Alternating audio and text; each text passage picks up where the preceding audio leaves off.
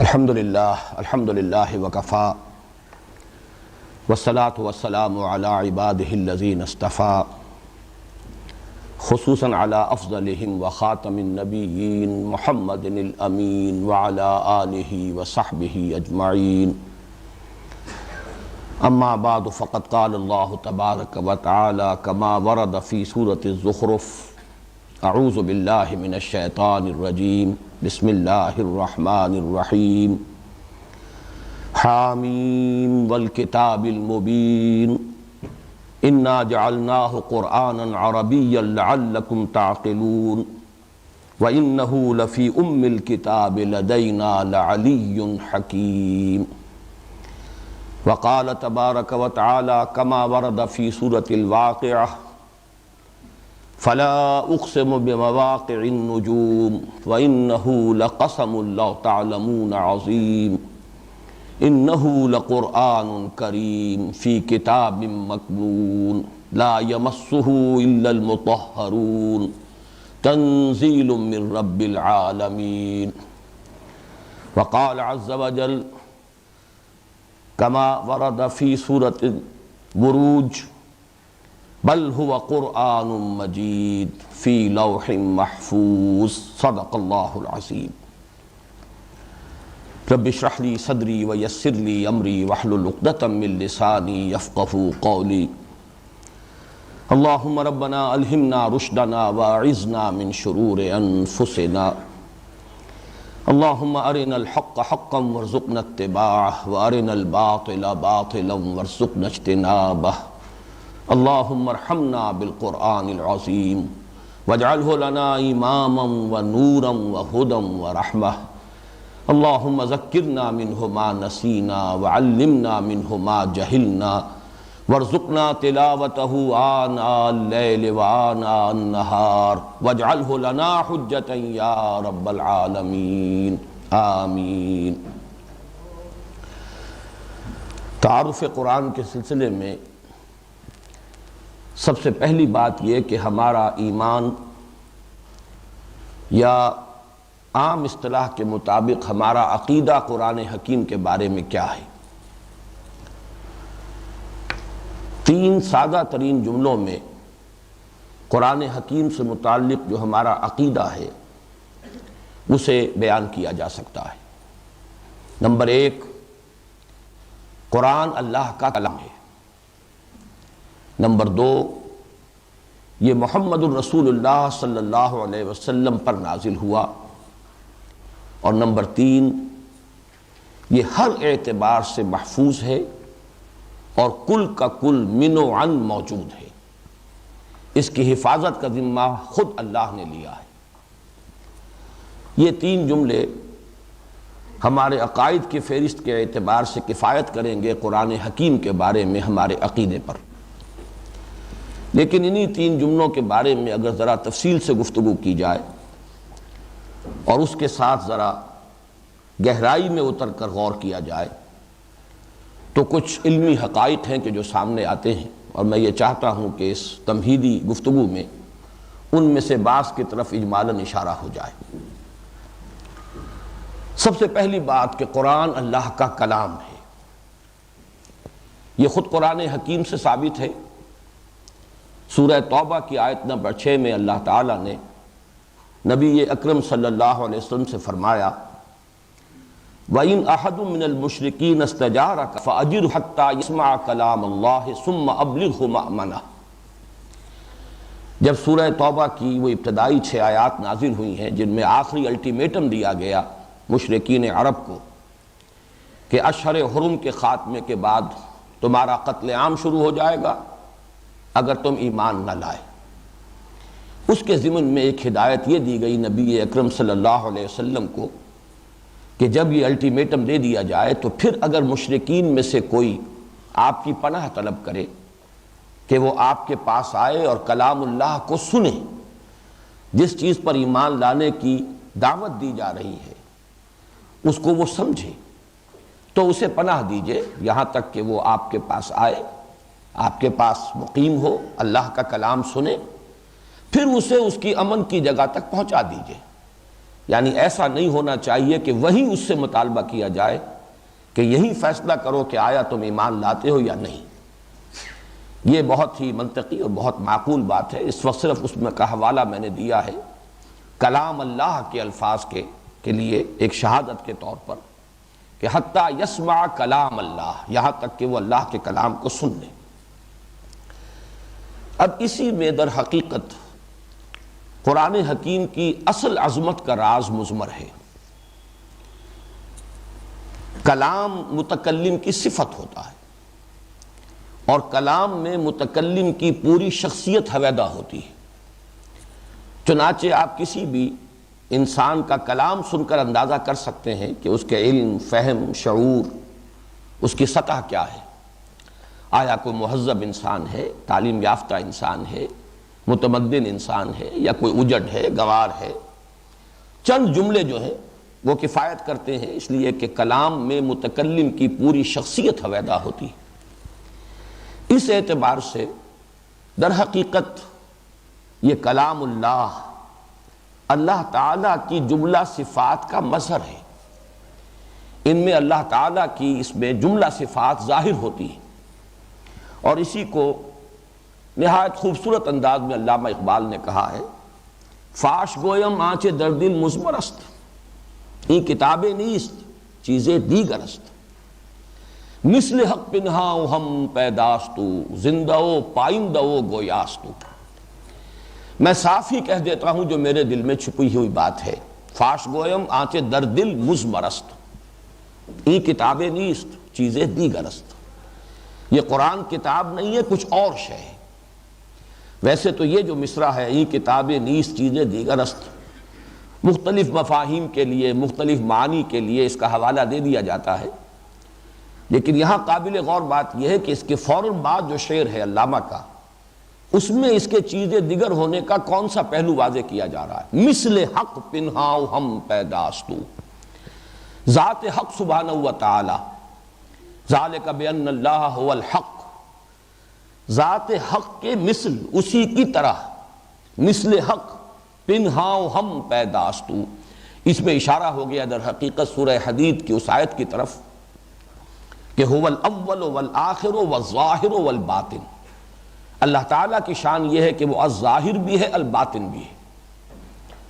اسی طریقے سے علامہ کہتے ہیں کہ مثل حق پنہاؤ ہم پیداستو، یہی شان اس قرآن کی بھی ہے۔ اور زندہ و پائندہ و گویاستو، جو اللہ تعالیٰ کی صفت الحی القیوم، اسی طریقے سے یہ کلام بھی زندہ ہے، پائندہ ہے، ہمیشہ رہنے والا ہے،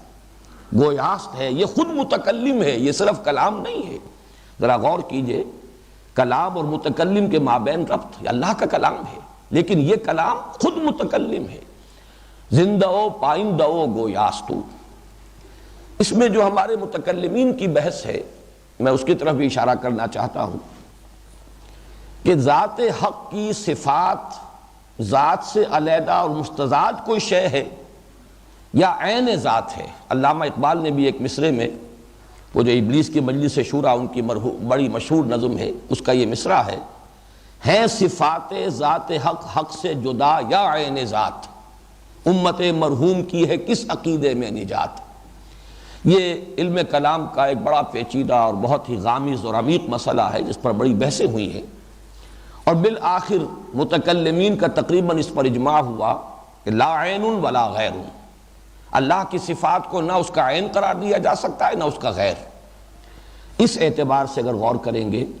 تو قرآن حکیم جب یہ اس کی صفت ہے، گویا کہ یہ بھی اسی ضمن میں، اسی کے ذیل میں آئے گا کہ نہ اسے اللہ کا غیر کہا جا سکتا ہے نہ اس کا عین کہا جا سکتا ہے۔ اسی کے حوالے سے اصل میں جو سورہ حشر کی آیت ہے، جس میں کہ قرآن مجید کی عظمت فی نفسہ ہی، قرآن مجید کی عظمت کے بہت سے پہلو ہیں، اس کی افادیت کی عظمت، لیکن فی نفسہ ہی عظمت، قرآن مجید اپنے مقام پر کتنی عظمت کا حامل ہے، اس کے ضمن میں اہم ترین آیت جو ہے وہ سورہ حشر کے آخری حصے میں نازل ہوئی ہے۔ وَلَوْ أَنزَلْنَا هَذَا الْقُرْآنَ عَلَى جَبَلٍ لَرَأَيْتَهُ خَاشِعًا مُتَصَدِّعًا مِنْ خَشْيَةِ اللَّهِ وَتِلْكَ الْأَمْثَالُ نَضْرِبُهَا لِلنَّاسِ لَعَلَّهُمْ يَتَفَكَّرُونَ۔ اگر ہم اس قرآن کو کسی پہاڑ پر اتار دیتے تو تم دیکھتے کہ وہ دب جاتا اور پھٹ جاتا اللہ تعالیٰ کی خشیت، اللہ تعالیٰ کے خوف سے۔ اور یہ وہ مثالیں ہیں جو ہم لوگوں کے لیے بیان کرتے ہیں تاکہ وہ غور کریں، لعلہم یتفکرون۔ یہ جو تمثیل اس آیت مبارکہ میں وارد ہوئی ہے، اس کو سمجھا جا سکتا ہے سورہ اعراف میں جو اس کی آیت نمبر 143 میں واقعہ بیان ہوا ہے کہ حضرت موسیٰ علیہ السلام جب حاضر ہوئے ہیں اللہ تعالیٰ کے طلب کرنے پر کوہ طور پر۔ یہ وہی طلبی ہے کہ جس میں آپ کو وہی حاضری جس میں کہ آپ کو تورات عطا کی گئی۔ اس وقت جب اللہ تعالیٰ نے مخاطبہ اور مکالمہ اپنے مخاطبے اور مکالمے سے سرفراز فرمایا حضرت موسیٰ علیہ السلام کو، تو ان کی آتش شوق کچھ اور بھڑکی، ایک فرمائش کی، درخواست کی، رب ارنی انظر الیک، پروردگار مجھے ذرا اپنا دیدار عطا فرما، میں دیکھوں تجھے۔ گفتگو ہو رہی ہے، مخاطبہ و مکالمہ، اس شرف سے تو نے مجھے مشرف فرمایا ہے، ذرا مزید کرم فرما، رب ارنی انظر الیک۔ جواب ملا لن ترانی، موسیٰ تم مجھے ہرگز نہیں دیکھ سکتے، ولیکن انظر الی الجبل، ذرا پہاڑ کی طرف دیکھو، میں اپنی ایک تجلی اس پر ڈالوں گا، فَإِنِ اسْتَقَرَّ مَكَانَهُ فَسَوْفَ تَرَانِی، تو اگر وہ پہاڑ اپنی جگہ پر قائم رہ جائے، کھڑا رہ جائے، جھیل جائے ہماری تجلی کو، تو تم بھی سمجھنا کہ ہمیں دیکھ سکتے ہو، ہمارے دیدار کی تاب لا سکو گے۔ فَلَمَّا تَجَلَّى رَبُّهُ لِلْجَبَلِ جَعَلَهُ دَكًّا وَخَرَّ مُوسَىٰ صَاعِقًا، جب اللہ تعالیٰ نے اپنی تجلی ڈالی اس پہاڑ پر تو وہ دکن، اب یہ لفظ جو ہے دکن، دکا سورۃ الفجر میں بھی آیا ہے، اس کے دونوں ترجمے کیے جاتے ہیں، ریزہ ریزہ ہو جانا، ٹوٹ پھوٹ کر ٹکڑے ٹکڑے ہو جانا، اور ایک یہ ہے کہ کوٹ کوٹ کر کسی شے کو ہموار کر دینا، برابر کر دینا۔ اذا دکت الارض دکن دکا، وہی لفظ یہاں ہے۔ پہاڑ جو ہے اس کے بارے میں فرمایا جعلہ دکا،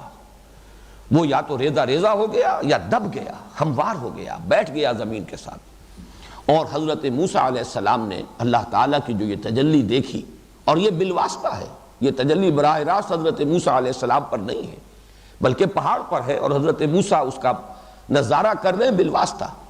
لیکن خود حضرت موسیٰ علیہ السلام کی کیفیت یہ ہوئی کہ خر موسیٰ صاعقا، حضرت موسیٰ علیہ السلام بے ہوش ہو کر گر گئے۔ یہاں نوٹ کیجئے، اصل میں وہی جو میں ذات اور صفات کی بحث کر رہا ہوں، اس کا ایک عقدہ یہاں حل ہو جاتا ہے کہ اللہ تعالیٰ نے اپنی ذات کی تجلی پہاڑ پر ڈالی، جس کے نتیجے میں وہ پہاڑ دب گیا یا پھٹ گیا، ریزہ ریزہ ہو گیا۔ یہی الفاظ آ رہے ہیں، لو انزلنا ھذا القرآن علی جبل لرأیتہ خاشعا متصدعا من خشیۃ اللہ۔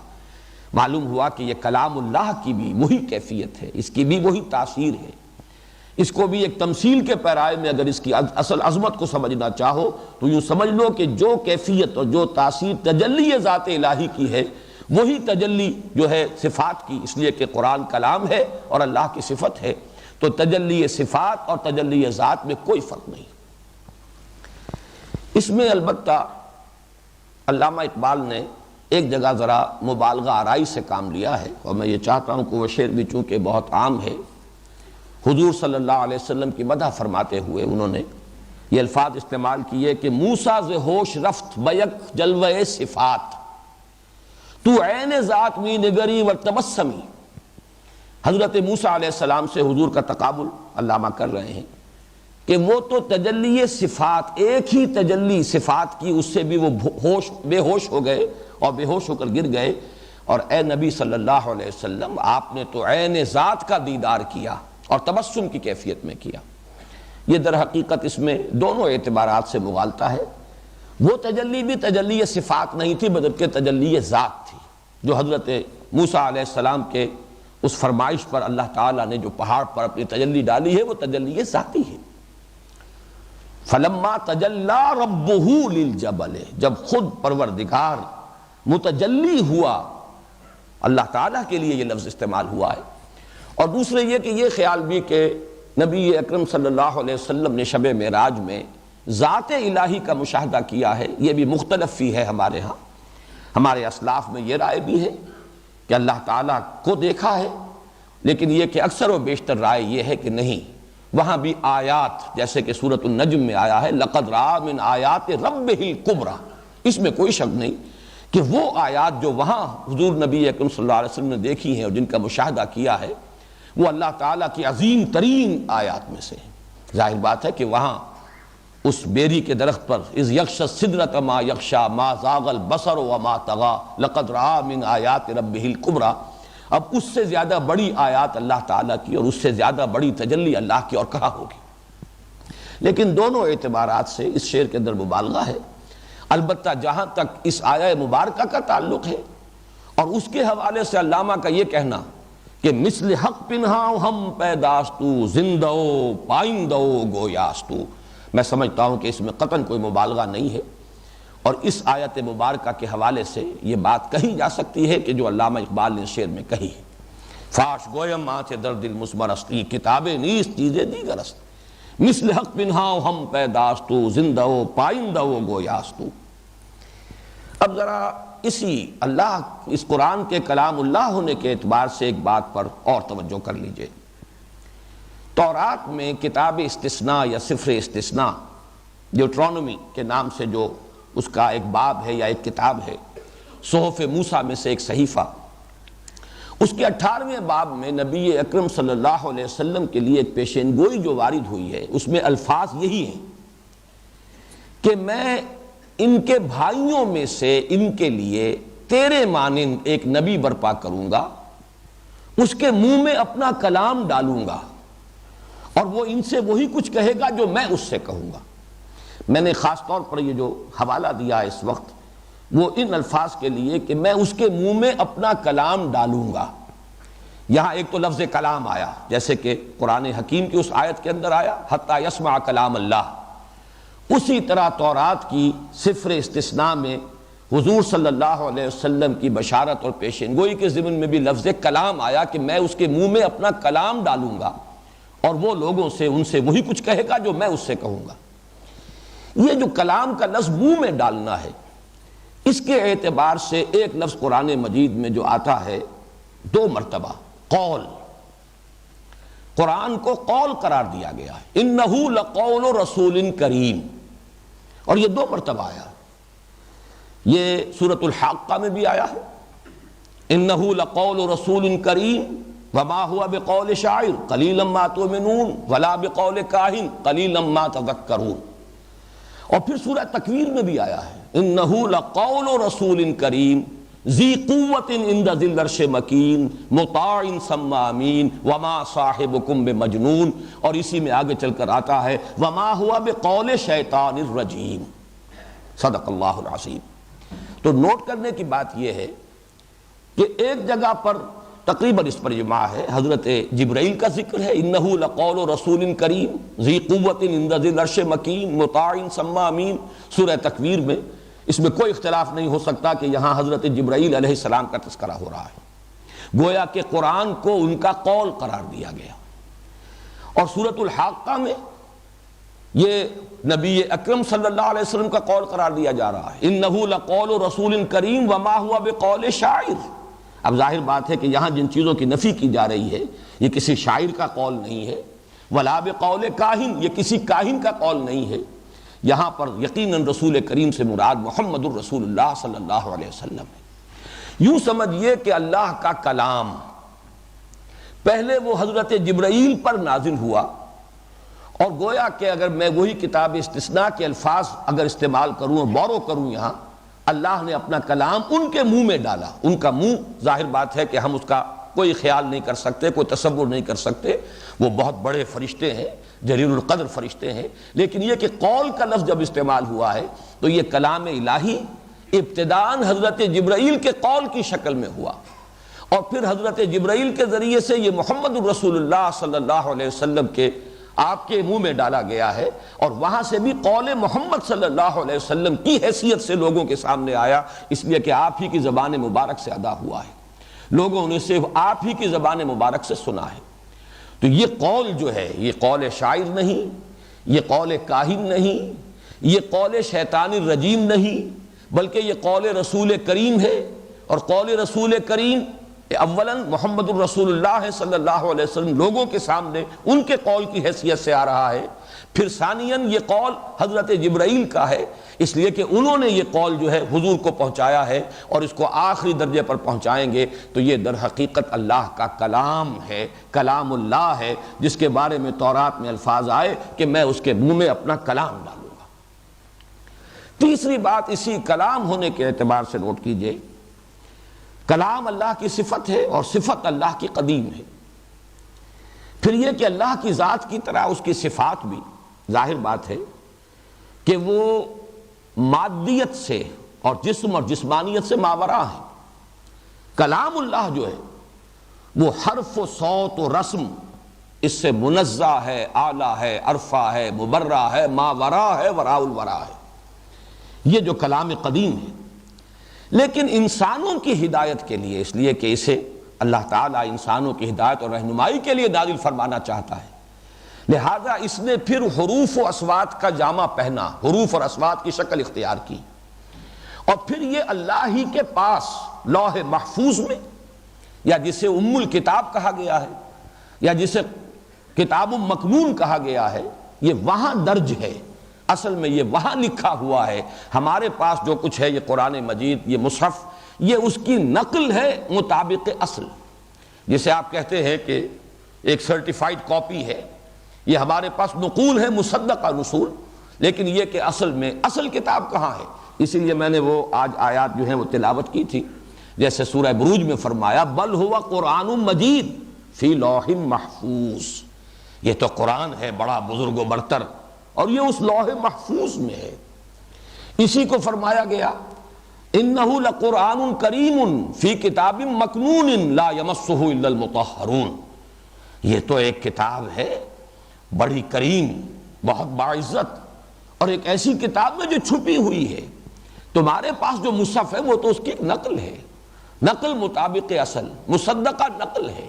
اصل کتاب تو وہ کتاب مکنون ہے، چھپی ہوئی کتاب، لا یمسہ الا المطہرون، اسے تو چھو ہی نہیں سکتے مگر صرف وہ کہ جو بہت ہی پاک کر دیے گئے، مطہر، انتہائی پاک کی ہوئی ہستیاں، یعنی ملائکہ مقربین جو ہیں وہی ہیں۔ فی صحف مکرمۃ مرفوعۃ مطہرۃ بایدی سفرۃ کرام بررہ، در حقیقت یہ کتاب مکنون جو ہے وہ ان کے پاس ہے، وہ تو تمہاری رسائی سے بہت بعید ہے، ماورا ہے۔ ہاں میں پھر وہی الفاظ استعمال کر رہا ہوں، یہ اس کی در حقیقت نقل مطابق اصل ہے کہ جو تمہیں عطا کی گئی ہے۔ یہی بات ہے جو کہی گئی ہے سورہ زخرف میں وَإِنَّهُ لَفِي أُمِّ الْكِتَابِ لَدَيْنَا لَعَلِيٌّ حَكِيمٌ، یہ تو در حقیقت اس اصل کتاب میں، اب کا لفظ کہتے ہیں جڑ کے لیے، اساس کے لیے، بنیاد کے لیے، اس کتاب کی اصل اساس وہ لوح محفوظ میں ہے، کتاب مکنون میں ہے، وہ ہے اس کی اصل جڑ، وہ ہے اس کی اصل بنیاد۔ اسی لیے ماں کے لیے لفظ ہے، اس لیے کہ ظاہر بات ہے کہ اسی کے بطن سے ولادت ہوتی ہے اولاد کی، وہ گویا کہ بمنزلہ اساس ہے۔ تو انہو لفی ام الکتاب، وہ ام الکتاب تو وہاں ہے، لدینا مزید وضاحت کر دی گئی، جو ہمارے پاس ہے، اور اس ام الکتاب میں یہ قرآن درج ہے، لعلی حکیم، اور یہ اس کے لیے صفات ہیں، وہ بہت بلند و بالا ہے اور حکمت والا ہے یا مستحکم ہے، وہ کلام اللہ کا، اور وہ کتاب جو ہے وہ نہایت محفوظ کتاب ہے۔ تو اسے لوح محفوظ کہیے، کتاب مکنون کہیے، ام الکتاب کہیے، اصل قرآن وہاں ہے، وہ کلام الہی کے جو اصوات و حروف سے مبرہ منزہ ماورا تھا، اس نے اصوات و حروف کا جامہ پہنا اسی عالم غیب میں، اسی عالم امر میں، اور وہاں جو اس کی اصل شکل ہے وہ ام الکتاب میں ہے، لوح محفوظ میں ہے، کتاب مکنون میں ہے۔ البتہ پھر یہ کہ اس کا تنزیل اس کی ہوئی ہے، اور وہ تنزیل محمد الرسول اللہ صلی اللہ علیہ وسلم پر ہوئی، اس پر ہم بعد میں ابھی غور کریں گے، اور وہ ہے کہ جو ہمارے پاس وہ ایک اس کی نقول مصدقہ مصاحف کی شکل میں موجود ہے۔ ایک بات اور اس میں عرض کرنا چاہتا ہوں، اگرچہ مجھے اندازہ ہو رہا ہے کہ بات ذرا پھیل رہی ہے۔ جب میں نے یہ عرض کیا کہ قرآن اللہ کا کلام ہے، تو اثناء درس میں چونکہ ہم ایک دور تو درس کا مکمل کر چکے ہیں، سورہ شورا میں سے ہم گزرے، اور سورہ شورا میں ایک بڑی عظیم آیت ہے، اللہ تعالیٰ انسان سے کس طرح سے ہم کلام ہوتا ہے، اس کی 3 شکلیں بیان ہوئی۔ وما كان لبشر ان يكلمه الله الا وحيا او من وراء حجاب او يرسل رسولا فيوحي باذنه ما يشاء. کسی انسان کا یہ مقام نہیں ہے، کسی انسان کے لیے یہ ممکن نہیں ہے. نوٹ کرنے کی بات یہ کہ یہ نہیں فرمایا کہ اللہ کے لیے یہ ممکن نہیں ہے. ما کان لبشر، اللہ تو ہر شے پر قادر ہے، اللہ جو چاہے کر سکتا ہے، اللہ کی قدرت سے کوئی چیز بعید نہیں ہے، لیکن انسان کا مقام یہ نہیں ہے. وما کان لبشر ان یکلمہ اللہ، کسی بشر کا یہ مقام نہیں ہے، کسی بشر کی یہ حیثیت نہیں ہے، کسی بشر کا یہ مرتبہ نہیں ہے کہ اللہ اس سے کلام کرے سوائے 3 صورتوں کے. وما کان لبشر ان یکلمہ اللہ الا وحیا، یا تو وحی کے ذریعے سے، او من وراء حجاب، یا پردے کے پیچھے سے، او یرسل رسولا فیوحی باذنہ ما یشاء، یا وہ بھیجتا ہے کسی رسول کو، کسی اپنے پیغامبر کو، کسی اپنے ایلچی کو، یعنی رسول ملک فرشتوں میں سے اپنے پیغامبر کو، پھر وہ وحی کرتا ہے جو بھی اللہ چاہتا ہے. فیوحی باذنہ، اللہ کے حکم سے، اللہ کے اذن سے، ما یشاء، جو اللہ چاہتا ہے. اب یہ 3 شکلیں کلام الہی کی ہمارے سامنے آئی ہیں. ان میں 2 تو ہوئی جن کے لیے لفظ وحی آ رہا ہے، الا وحیا، اور آخری او یرسل رسولا فیوحی باذنہ ما یشاء. درمیان میں ایک شکل آئی ہے من وراء حجاب. یہ من وراء حجاب چونکہ میں تذکرہ کر چکا ہوں سورہ اعراف میں آیت نمبر 143 میں، بلکہ متعدد مواقع پر حضرت موسیٰ علیہ السلام سے اللہ تعالیٰ نے کلام فرمایا. پہلی مرتبہ جب حاضری ہوئی تھی، جب آگ کی تلاش میں پہنچے تھے کوہ طور پر، وہاں پر مخاطبہ ہوا. یہ مخاطبہ اور مکالمہ الہی جو ہے حضرت موسیٰ کے ساتھ من وراء حجاب، پردے کے پیچھے سے تھا. اسی لیے تو وہ آتش شوق بھڑکی تھی کہ کیا قیامت ہے کہ چلمن سے لگے بیٹھے ہیں، صاف چھپتے بھی نہیں، سامنے آتے بھی نہیں. ظاہر بات ہے جب ہم کلام ہونے کا شرف عطا ہو رہا ہے تو ایک قدم اور ہے بس کہ مجھے دیدار بھی عطا ہو جائے. لیکن یہ من وراء حجاب، اور وہ حجاب قائم رہا. نبی اکرم صلی اللہ علیہ وسلم سے یہی مخاطبہ شب معراج میں ہوا من وراء حجاب. بعض حضرات کی رائے میں عرض کر چکا ہوں کہ ان کا یہ خیال ہے کہ حضور نے دیدار جو ہے حاصل ہوا ہے اللہ کا، ذات الہی کا دیدار. لیکن میری رائے سلف میں سے انہی حضرات کے ساتھ ہے جن میں حضرت عائشہ صدیقہ بڑی اہمیت کی حامل ہے. انہوں نے حضور صلی اللہ علیہ وسلم سے بھی ان چیزوں پر استفسار لازماً کیا ہوگا. جو بات ان کی ہے وہ تو تقریباً ہم یقین کے درجے میں کہہ سکتے ہیں کہ وہ مرفوع ہے محمد الرسول اللہ صلی اللہ علیہ وسلم سے. نور انا یرا، اللہ تو نور ہے، اسے کیسے دیکھا جا سکتا ہے؟ نور تو دوسری چیزوں کو دیکھنے کا ذریعہ بنتا ہے، نور کیسے دیکھا جا سکتا ہے؟ نور انا یرا. بہرحال میری رائے یہی ہے کہ یہ بھی ورائے حجاب گفتگو تھی، وہ ورائے حجاب جو حضرت موسیٰ علیہ السلام کو کوہ طور پر مکالمہ اور مخاطبہ نصیب ہوا، وہی ورائے حجاب محمد الرسول اللہ صلی اللہ علیہ وسلم کو شب معراج میں عند سدرۃ المنتہی اللہ تعالیٰ نے مشرف فرمایا اپنے مخاطبے اور مکالمے سے. البتہ وحی ایک براہ راست ہے اللہ کی وحی، بغیر اس کے کہ فرشتہ درمیان میں ہو.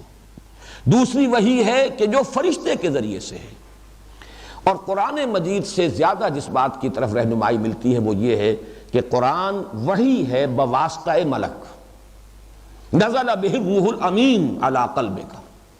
فإنہ نزلہ علی قلبک. حضرت جبرائیل علیہ السلام اور فرشتے ہی کی وساطت سے یہ وحی ہوئی ہے محمد الرسول اللہ صلی اللہ علیہ وسلم پر. البتہ یہ کہ براہ راست وحی بغیر فرشتے کے وحی دل میں کسی بات کا اللہ تعالیٰ کی طرف سے ڈال دیا جانا، الہام،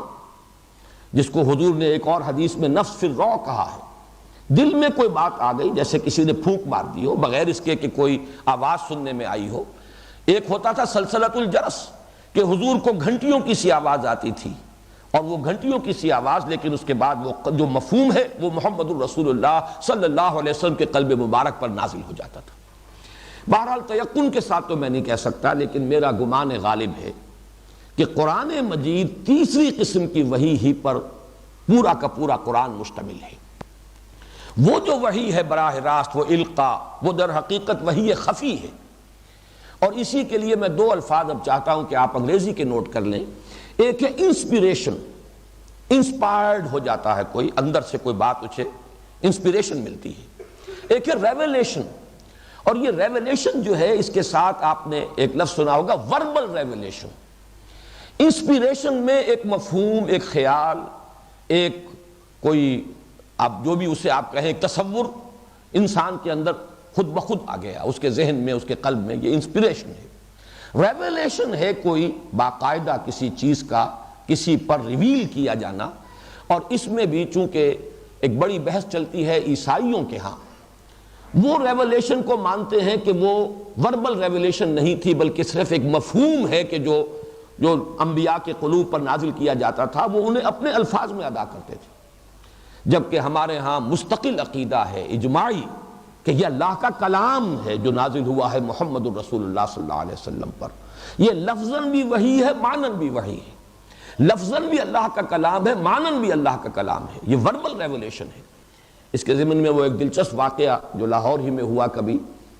کوئی یہاں ایف سی کالج کے غالباً پرنسپل ہوتے تھے، ان کے ساتھ یہ معاملہ پیش آیا تھا علامہ اقبال کا،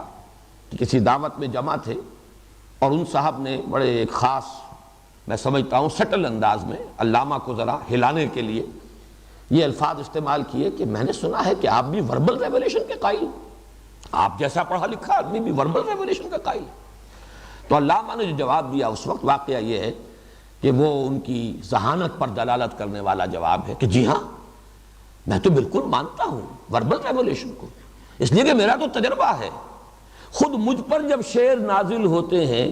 تو وہ الفاظ کے جامے میں ڈھلے ہوئے آتے ہیں، میں لفظ بدلنا چاہوں تو نہیں بدل سکتا. معلوم ہوتا ہے کہ وہ میری اپنی تخلیق نہیں ہے وہ الفاظ، بلکہ وہ الفاظ ہی مجھ پر نازل کیے جاتے ہیں. تو یہ در حقیقت انداز اس کو جواب دینے کا جس کو عربی میں کہا جاتا ہے الاجوبۃ المسکتہ، چپ کر دینے والے جواب. وہ بات کہ جس کے بعد فریق ثانی کے لیے کچھ کہنے کا اور کچھ قال و قول کا موقع نہ رہ جائے، وہ جواب ہے. لیکن یہ کہ واقعتاً یہ وربل ریولیشن ہے، کلام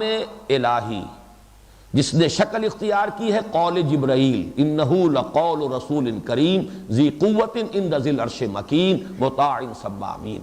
پھر وہ کلام نازل ہوا ہے حضرت جبرائیل کے ذریعے ایک قول کی شکل میں، اور وہ اب ادا ہوا ہے زبان محمدی سے قول محمد کی شکل میں، انہ لقول رسول کریم وما هو بقول شاعر قلیلا ما تؤمنون ولا بقول کاہن قلیلا ما تذکرون تنزیل من رب العالمین. تو یہ در حقیقت ریولیشن ہے، انسپیریشن نہیں. اور یہ ریولیشن وربل ہے، یہ وحی باللفظ ہے، صرف بالمعنی نہیں. معنی اور مفہوم اور الفاظ یہ سب کے سب اللہ تعالیٰ کی طرف سے ہیں، اور یہ در حقیقت بحیثیت مجموعی اللہ کا کلام ہے. اب آئیے دوسری بات کی طرف. اس کا نزول جو محمد الرسول اللہ صلی اللہ علیہ وسلم پر ہوا، اس کے ضمن میں بھی چند باتیں نوٹ کر لیں. پہلی بحث تو لغوی ہے. یہ لفظ نزل ینزل ثلاثی مجرد میں بھی آتا ہے، اترنا، یہ فعل لازم ہے، خود اترنا. یہ لفظ بھی قرآن مجید کے لیے آیا ہے قرآن میں، وَبِالْحَقِّ أَنزَلْنَاهُ وَبِالْحَقِّ نَزَلَ. حق کے ساتھ ہی ہم نے اس قرآن کو نازل کیا ہے اور حق کے ساتھ یہ نازل ہوا ہے. یہاں فعل لازم آ رہا ہے، نازل ہوا ہے. بِالْحَقِّ أَنزَلْنَاهُ وَبِالْحَقِّ نَزَلَ.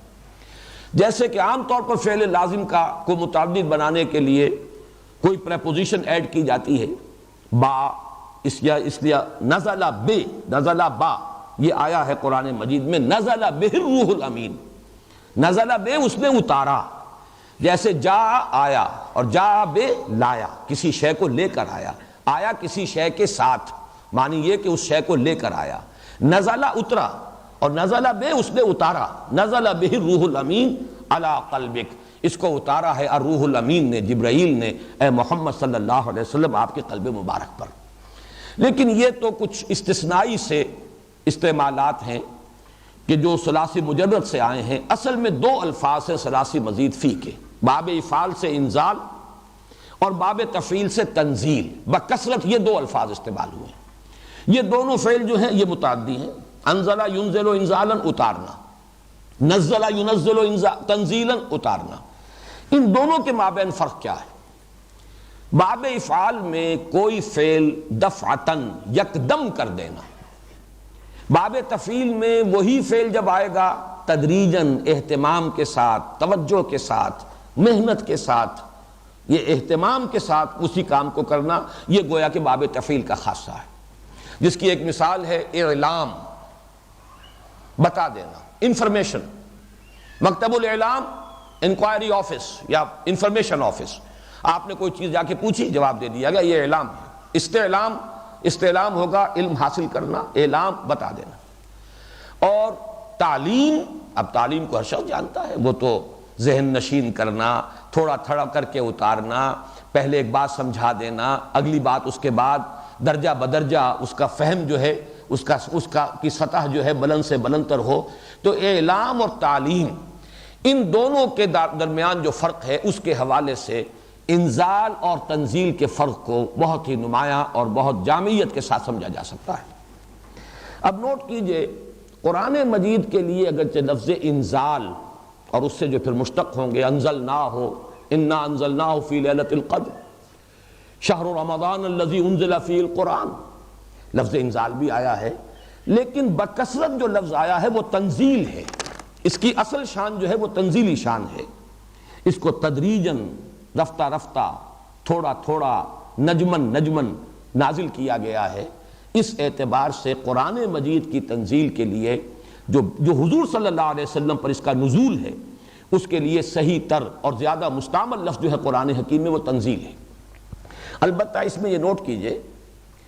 کہ جہاں لیلۃ القدر اور لیلہ مبارکہ کا ذکر ہے، انا انزلناہ فی لیلۃ القدر، انا انزلناہ فی لیلۃ مبارکۃ، یہ دو مقامات پر آیا ہے، ایک رات میں اتارنا، اس میں لفظ انزال آیا۔ اسی طرح ایک مہینہ، شہر رمضان الذی انزل فیہ القرآن، یہاں بھی انزال ہے۔ لیکن یہ کہ حضور صلی اللہ علیہ وسلم پر نزول کے لیے جہاں کہیں انزال بھی آ گیا ہے، اکثر و بیشتر تنزیل آیا ہے۔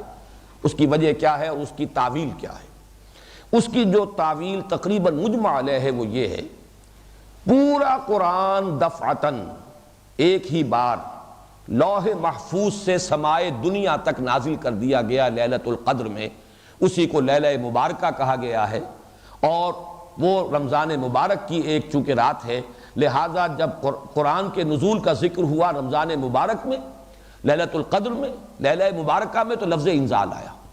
پورا کا پورا قرآن لوح محفوظ سے نازل کر دیا گیا سمائے دنیا تک، یہاں سے اب وہ مسلسل نازل ہوتا رہا، تھوڑا تھوڑا، نجمن، چند آیات پھر چند آیات محمد الرسول اللہ صلی اللہ علیہ وسلم پر۔ لہذا حضور پر نزول کے لیے اکثر و بیشتر جو لفظ آتا ہے وہ تنزیل ہے، جس کے لیے بہت اہم جو آیت ہے جو قرآن مجید کی سورہ نساء کی آیت نمبر 135، یا ایھا الذین آمنوا آمنوا باللہ ورسولہ والکتاب الذی نزل علی رسولہ والکتاب الذی انزل من قبل،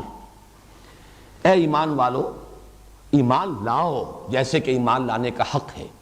اللہ پر اور اس کے رسول پر، اور اس کتاب پر بھی جو اس نے نازل فرمائی اپنے رسول پر صلی اللہ علیہ وسلم، اور اس کتاب پر بھی جو اس نے پہلے نازل کی تھی۔ تورات کے بارے میں آپ کو معلوم ہے کہ وہ تو لکھی ہوئی شکل میں، وہ تختیوں پر اس کو جو لکھی ہوئی تھی مکتوب شکل میں حضرت موسیٰ علیہ السلام کو دے دی گئی۔ وہ چونکہ دفعتاً واحدتاً دے دی گئی، جملتاً واحدہ دے دی گئی، لہذا اس کے لیے لفظ انزال آیا۔ یا ایھا الذین آمنوا آمنوا باللہ ورسولہ والکتاب الذی نزل علی رسولہ، یہ ہے قرآن مجید کی تنزیل۔ اس کتاب پر بھی ایمان لاؤ جو بطرز تنزیل نازل کی ہے اس نے اپنے بندے پر، اپنے رسول پر، محمد پر صلی اللہ علیہ وسلم، اور اس کتاب پر بھی ایمان لاؤ کہ جو اس نے پہلے نازل کی تھی، لیکن اس کے لیے لفظ انزال آیا۔ تو یہ تنزیل اور انزال یہاں ایک دوسرے کے بالکل مقابلے میں، تعرف الاشیاء بازدادہا، کسی شے کی اصل حقیقت کو سمجھنے کے لیے اس کی ضد اور اس کے مقابل کی شے سامنے آ جائے تو پھر اس کی حقیقت زیادہ اجاگر ہو جاتی ہے۔ تنزیل کی حکمت کیا ہے؟ یہ تھوڑا تھوڑا کر کے کیوں نازل کیا گیا؟ یہ ایک ہی بار کیوں نہیں نازل کر دیا گیا؟ اس کی دو حکمتیں قرآن مجید میں بیان ہوئی۔ ایک تو یہ کہ لوگ شاید تحمل نہ کر سکتے اس کا، لوگوں کے لیے بھی تھوڑا تھوڑا نازل ہونا تاکہ وہ اس کو سمجھیں، اس پر غور کریں، اسے حرز جان بنائیں، اس کے مطابق ان کے ذہن، ان کے فکر کی سطح بلند ہو۔ اس کو تدریجاً ہی کرنے میں ان کی حکمت اور ان کی مصلحت پیش نظر تھی۔ چنانچہ یہ حکمت بیان کی گئی ہے سورہ بنی اسرائیل میں آیت نمبر 106 میں وَقُرْآنًا فَرَقْنَاهُ لِتَقْرَأَهُ عَلَى النَّاسِ عَلَى مُكْثٍ وَنَزَّلْنَاهُ تَنزِيلًا، اور یہ قرآن وہ ہے جسے ہم نے ٹکڑے ٹکڑے کیا ہے، فرقناہ مختلف ٹکڑوں میں تقسیم کر کے نازل کیا ہے تاکہ آپ اسے پڑھ کر سنائیں لوگوں کو تھوڑا تھوڑا، وقفے وقفے سے، تدریجاً۔ بارش اگر ایک دم بہت موسلادھار بارش ہو اس میں وہ برکات نہیں ہوتی جو ہلکی بارش اور تدریجاً ہو، تھوڑی تھوڑی بارش کہ جو زمین کے اندر جذب ہوتی چلی جائے۔ لیکن یہ کہ اگر دھواں دھار بارش جو ہو رہی ہے موسلادھار ایک بار، تو اس کا تو اکثر و بیشتر حصہ جو ہے وہ بہہ کر چلا جائے گا۔ تو یہ تدریجاً لِتَقْرَأَهُ عَلَى النَّاسِ عَلَى مُكْثٍ وَنَزَّلْنَاهُ تَنزِيلًا، یہ لوگوں کی مصلحت ہے ان کے لیے کہ یہ قرآن ان کے فہم میں اور ان کے باطن میں، ان کی شخصیتوں میں تدریجاً سرایت کرتا چلا جائے۔ اب یہ لفظ سرایت جب میری زبان پر آیا مجھے پھر علامہ اقبال کا وہ شعر یاد آ گیا، چوں بجاں در رفت جاں دیگر شود، جیسے بارش کا پانی جو ہے زمین میں جذب ہوتا ہے، چوں بجاں در رفت جاں دیگر شود، جاں چو دیگر شد جہاں دیگر شود، جب یہ قرآن کسی کے اندر اتر جاتا ہے، اس کی شخصیت میں سرایت کر جاتا ہے، اور اس کے سرایت کرنے کے لیے اس کا تدریجاً تھوڑا تھوڑا کر کے نازل کیا جانا ہی حکمت پر مبنی ہے۔ لیکن اس سے بھی زیادہ اہم بات وہ ہے جو سورہ فرقان میں کہی گئی، اس لیے کہ وہاں باقاعدہ ایک اعتراض نقل ہوا ہے کفار کا، مشرکین مکہ کا، سرداران قریش کا۔ آیت نمبر 32 میں سورہ فرقان، وَقَالَ الَّذِينَ كَفَرُوا لَوْلَا نُزِّلَ عَلَيْهِ الْقُرْآنُ جُمْلَةً وَاحِدَةً كَذَلِكَ لِنُثَبِّتَ بِهِ فُؤَادَكَ وَرَتَّلْنَاهُ تَرْتِيلًا وَلَا يَأْتُونَكَ بِمَثَلٍ إِلَّا جِئْنَاكَ بِالْحَقِّ وَأَحْسَنَ تَفْسِيرًا، آیات 32 اور 33 سورۃ الفرقان۔ اعتراض یہ تھا کیوں نہیں نازل کر دیا گیا ان پر یہ پورا قرآن ایک دم یکبارگی۔ اس اعتراض میں جو وزن تھا ذرا اس کو پہلے سمجھ لیجئے۔ انہوں نے جو بات کہی ہے حقیقت میں الفاظ کچھ اور ہیں، لیکن جو اس سے مراد ہے وہ کیا ہے؟ انہوں نے کہا کہ جیسے ایک شاعر ہمارا دفعتاً پورا دیوان تو فراہم نہیں کر دیتا، پروڈیوس نہیں کرتا، وہ ایک غزل کہتا ہے، قصیدہ کہتا ہے، پھر اور محنت کرتا ہے، پھر کچھ اور طبع آزمائی کرتا ہے، پھر کچھ اور کہتا ہے، تدریجاً اس طریقے سے دیوان بن جاتا۔ اسی طریقے سے محمد کر رہے ہیں صلی اللہ علیہ وسلم۔ اگر یہ اللہ کا کلام ہوتا تو پورا کا پورا ایک دم نازل ہو سکتا تھا۔ یہ تو در حقیقت انسان کی شان ہے یا انسان کی کیفیت ہے کہ وہ پوری کتاب دفعتاً واحدتاً تو وہ پروڈیوس نہیں کر سکتا۔ پورا دیوان کوئی شاعر جو ہے وہ ایک دن کے اندر تو اس نے نہیں کہا ہے، بلکہ اسے وقت لگتا ہے، تدریجاً وہ کہتا ہے، محنت کرتا ہے، کچھ تکلف بھی کرتا ہے، کچھ آورد کرتا ہے، کبھی آمد بھی ہو جاتی ہے، لیکن یہ کہ تدریجاً وہ کلام جو ہے پھر مدون ہوتا ہے دیوان کی شکل میں۔ تو یہ تو اسی طرح کی چیز ہے، لولا نزل علیہ القرآن جملۃ واحدہ، کیوں نہیں یکدم نازل ہو گیا؟ اب اس کا جواب دیا کذالک لنثبت بہ فؤادک، یہ ہم نے اس لیے کیا ہے نبی صلی اللہ علیہ وسلم کہ ہم اس کے ذریعے سے آپ کے دل کو تثبیت، جماؤ عطا کریں، یعنی وہ بات کہ جو عام انسانوں کی مصلحت میں ہے وہ خود محمد الرسول اللہ صلی اللہ علیہ وسلم کے لیے بھی مصلحت پر مبنی ہے کہ آپ کے لیے بھی شاید قرآن مجید یک بارگی اس کا تحمل کرنا مشکل ہو جاتا۔ لو انزلنا هذا القرآن على جبل لرأيته خاشعا متصدعا من خشیۃ اللہ، اور نوٹ کیجئے وہاں لفظ انزال آیا ہے، لو انزلنا هذا القرآن على جبل، اگر ہم اس پورے کے پورے قرآن کو دفعتاً پہاڑ پر نازل کر دیتے تم دیکھتے کہ وہ پھٹ جاتا، دب جاتا، خاشعا متصدعا من خشیۃ اللہ۔ معلوم یہ ہوا کہ قلب محمدی صلی اللہ علیہ وسلم آپ کے دل کو تثبیت، جماؤ، ٹھہراؤ عطا کرنے کے لیے ورتلناہ ترتیلا،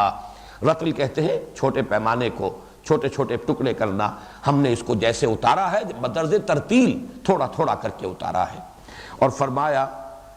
وَلَا يَأْتُونَكَ بِمَثَلٍ إِلَّا جِئْنَاكَ بِالْحَقِّ وَأَحْسَنَ تَفْسِيرًا، اس کے دونوں مفہوم ہو سکتے ہیں، اے نبی جو اعتراض بھی یہ کریں گے ہم اس کا بہترین جواب آپ کو عطا کر دیں گے، لیکن دوسرا مفہوم یہ بھی ہے کہ یہ ایک مسلسل کشاکش ہے جو آپ کے اور یہ مشرکین عرب کے درمیان چل رہی ہے۔ آج وہ ایک بات کہتے ہیں اسی وقت اسے اس کا جواب دیا جائے، تو یہ در حقیقت موضوع ہے آپ کی اس جد و جہد کے لیے۔ اگر یہ سارا کا سارا کلام الہی ایک ہی مرتبہ نازل ہو جاتا تو یہ حالات کے ساتھ اس کی مطابقت اور ان کی طرف سے پیش ہونے والے اعتراضات کا بروقت جواب دینا، اس میں جو اپنی جگہ پر موزونیت ہے اور اس میں اپنی جو تاثیر ہے، اس کے اندر جو اثر انداز ہونے کی کیفیت ہے وہ پھر حاصل نہ ہوتی۔ اس اعتبار سے قرآن مجید کو تدریجاً نازل کیا گیا بطرز تنزیل۔ حضور پر قرآن کے نزول کے ضمن میں اب دو چھوٹی چھوٹی چیزیں اور نوٹ کر لیجئے، یہ صرف معلومات کے ضمن کی باتیں ہیں۔ زمانہ نزول اس کا کیا ہے، اپنے ذہن میں اس کو جما لیجئے۔ ہم جس حساب سے بات کرنے کے عادی ہیں، سن عیسوی جو ہے اسی کے حساب سے ہمارا پورا ذہن کا صغرا کبرا بنا ہوا ہے، اس کے اعتبار سے نوٹ کر لیجئے کہ 610 عیسوی سے 632 عیسوی تک یہ 22 برس ہیں۔ شمسی سال چونکہ بڑا ہوتا ہے 9 دن، اس اعتبار سے وہ 23 نہیں 23 قمری بنیں گے، اور قمری بنیں گے یا تو 40 عام الفیل سے شروع کریں گے، یا یہ کہ قبل ہجرت 12 قبل ہجرت اور 11 ہجری تک وہ 23 سال بن جائیں گے۔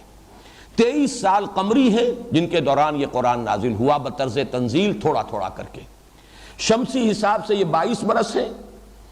610 عیسوی سے لے کر 632 عیسوی تک ان 22 سالوں کے دوران قرآن نازل ہوا۔ ایک رائے ذرا کمزور سی یہ بھی ہے کہ اس کا نزول کا زمانہ 23 برس نہیں ہے بلکہ 20 برس ہے، اس لیے کہ ابتدا میں حضور صلی اللہ علیہ وسلم کے ساتھ 3 برس تک حضرت اسرافیل رہے ہیں، یہ بعض روایات میں تفصیلات موجود ہیں، اور کوئی تعلیم ہے حضور کی صلی اللہ علیہ وسلم جو ہم نہیں سمجھ سکتے کہ وہ کیا تعلیم تھی، فرشتے نے تعلیم دی ہے، اور 3 برس تک یہ تعلیم ہوتی رہی ہے، پھر اس کے بعد قرآن مجید کا نزول شروع ہوا ہے۔ لیکن اس قول کا ضعف اس بات سے خود بخود ظاہر ہے کہ یہ 3 برس کی تعلیم کا بھی جو روایت آتی ہے وہ بھی سورہ اقرا جو ہے سورۃ العلق کی 5 آیات کے بعد ہے۔ اقرا بسم ربک الذی خلق، خلق الانسان من علق، اقرا وربک الاکرم الذی علم بالقلم، علم الانسان ما لم یعلم۔ تو روایت یہ کہتی ہے کہ ان آیات کے نزول کے بعد 3 برس تک ایک وقفہ رہا قرآن مجید کے نزول میں، اور حضور صلی اللہ علیہ وسلم کے ساتھ مستقل طور پر حضرت اسرافیل رہے اور انہوں نے حضور کو تعلیم دی۔ ہو سکتا ہے علمہ شدید القوا اس میں مراد جو ہے حضرت اسرافیل ہوں، اگرچہ عام طور پر اس آیت میں مراد لیے جاتے ہیں حضرت جبرائیل علیہ السلام۔ علمہ شدید القوا ذو مرۃ فاستوى وهو بالافق الاعلى ثم دنا فتدلى فكان قاب قوسين او ادنى فاوحى الى عبده ما اوحى۔ بہرحال یہ قول ضعیف اس اعتبار سے ہو گیا کہ اس میں خود یہ شہادت موجود ہے کہ پہلے سورہ علق کی 5 آیتیں نازل ہوئیں، پھر 3 سال کا وقفہ ہے۔ تو گویا کہ قرآن مجید میں چونکہ وہ سورہ اقرا کی 5 آیتیں بھی تو اسی کا حصہ ہے سورہ علق کا، لہذا صحیح قول یہی ہے کہ زمانہ نزول جو ہے قرآن حکیم کا وہ 23 قمری اور 22 شمسی سال ہے۔ اب یہ کہ جگہ نزول کی کون سی ہے، اس میں صرف ایک نقطہ نوٹ کر لیجئے، تقریباً پورا کا پورا قرآن حجاز میں نازل ہوا ہے، اس لیے کہ حضور صلی اللہ علیہ وسلم کا کوئی سفر حجاز سے باہر کا نہیں ہے آغاز وحی کے بعد۔ اس سے پہلے آغاز وحی سے قبل آپ نے سفر کیے ہیں، شام کا سفر آپ کرتے تھے، یقیناً یمن بھی آپ جاتے ہی ہوں گے، اس لیے کہ ریلۃ الشتاء والصیف قریش کے یہ 2 سفر ہوتے تھے، ایک وہ گرمیوں کے موسم میں اور وہ جاتے تھے شمال کی طرف، اس لیے کہ وہ فلسطین کا علاقہ جو ہے ذرا نسبتاً ٹھنڈا ہے، اور سردیوں کے موسم میں وہ جاتے تھے جنوب کی طرف، یمن کی طرف، اس لیے کہ وہ گرم علاقہ ہے۔ تو لإلاف قریش إِلَافِهِمْ رِحْلَةَ الشِّتَاءِ وَالصَّيْفِ، تو حضور صلی اللہ علیہ وسلم نے بھی تجارتی سفر کیے ہیں۔ بعض روایات میں تو یہاں تک آیا ہے کہ آپ نے اس زمانے میں کوئی بحری سفر بھی کیا ہے، گلف کو کراس کیا ہے۔ اگرچہ یہ بات میں نے سنی تھی ایک لیکچر میں جو ڈاکٹر حمید اللہ صاحب نے دیا تھا حیدرآباد میں، حیدرآباد سندھ میں، لیکن بعد میں اس پر جرح ہوئی ہے کہ یہ بہت ہی کمزور قول ہے اور اس کے لیے کوئی سند موجود نہیں ہے۔ لیکن یہ کہ الخبر جہاں آج آباد ہے شہر، یہاں پر تو ہر سال ایک بہت بڑا تجارتی میلہ لگتا تھا، اور حضور صلی اللہ علیہ وسلم کا وہاں تک آنا تو ثابت ہے۔ لیکن بعض روایات جن میں سے جیسا کہ میں نے عرض کیا ایک کا تذکرہ کیا تھا ڈاکٹر حمید اللہ صاحب نے، وہ یہ ہے کہ آپ نے ایک مرتبہ گلف کو کراس کیا ہے اور مکران کے ساحل پر کسی جگہ پر بھی آپ آئے، واللہ عالم۔ لیکن یہ کہ جیسا کہ میں نے عرض کیا اس کی کوئی سند جو ہے اس کے لیے ثبوت فراہم نہیں ہو سکا۔ بہرحال حضور صلی اللہ علیہ وسلم نے آغاز وحی کے بعد، اب آپ کو معلوم ہے 10 سال تو آپ کے مکے ہی میں ہیں، اس کے بعد آپ نے طائف کا سفر کیا ہے، پھر یہ آس پاس کے جو بھی کچھ عکاس کا میلہ ہے یا کچھ اور جو منڈیاں لگتی تھیں آس پاس کے قبائل، ان میں آپ نے کوئی دعوتی سفر کیے ہیں، پھر آپ نے ہجرت فرمائی ہے، اس کے بعد جو جنگیں ہیں وہ بھی سب حجاز کے علاقے میں ہوئی ہیں۔ صرف ہم کہہ سکتے ہیں کہ غزوہ تبوک جو ہے، لیکن تبوک بھی اصل میں یوں کہا جا سکتا ہے کہ حجاز ہی کا شمالی سرا ہے، اس اعتبار سے حجاز ہی کا علاقہ ہے پورا جس میں کہ قرآن حکیم نازل ہوا۔ ان میں دو آیتیں مستثنیٰ اس اعتبار سے قرار دی جا سکتی ہیں کہ وہ زمین پر نازل نہیں ہوئی بلکہ آسمان پر عطا ہوئی ہیں محمد الرسول اللہ صلی اللہ علیہ وسلم کو۔ یہ صحیح مسلم میں روایت موجود ہے حضرت عبداللہ ابن مسعود رضی اللہ تعالیٰ عنہ سے، اور وہ یہ ہے کہ شب معراج میں اللہ تعالیٰ نے جو 3 تحفے عطا کیے حضور کو امت کے لیے، ایک نماز کی فرضیت اور 2 آیات،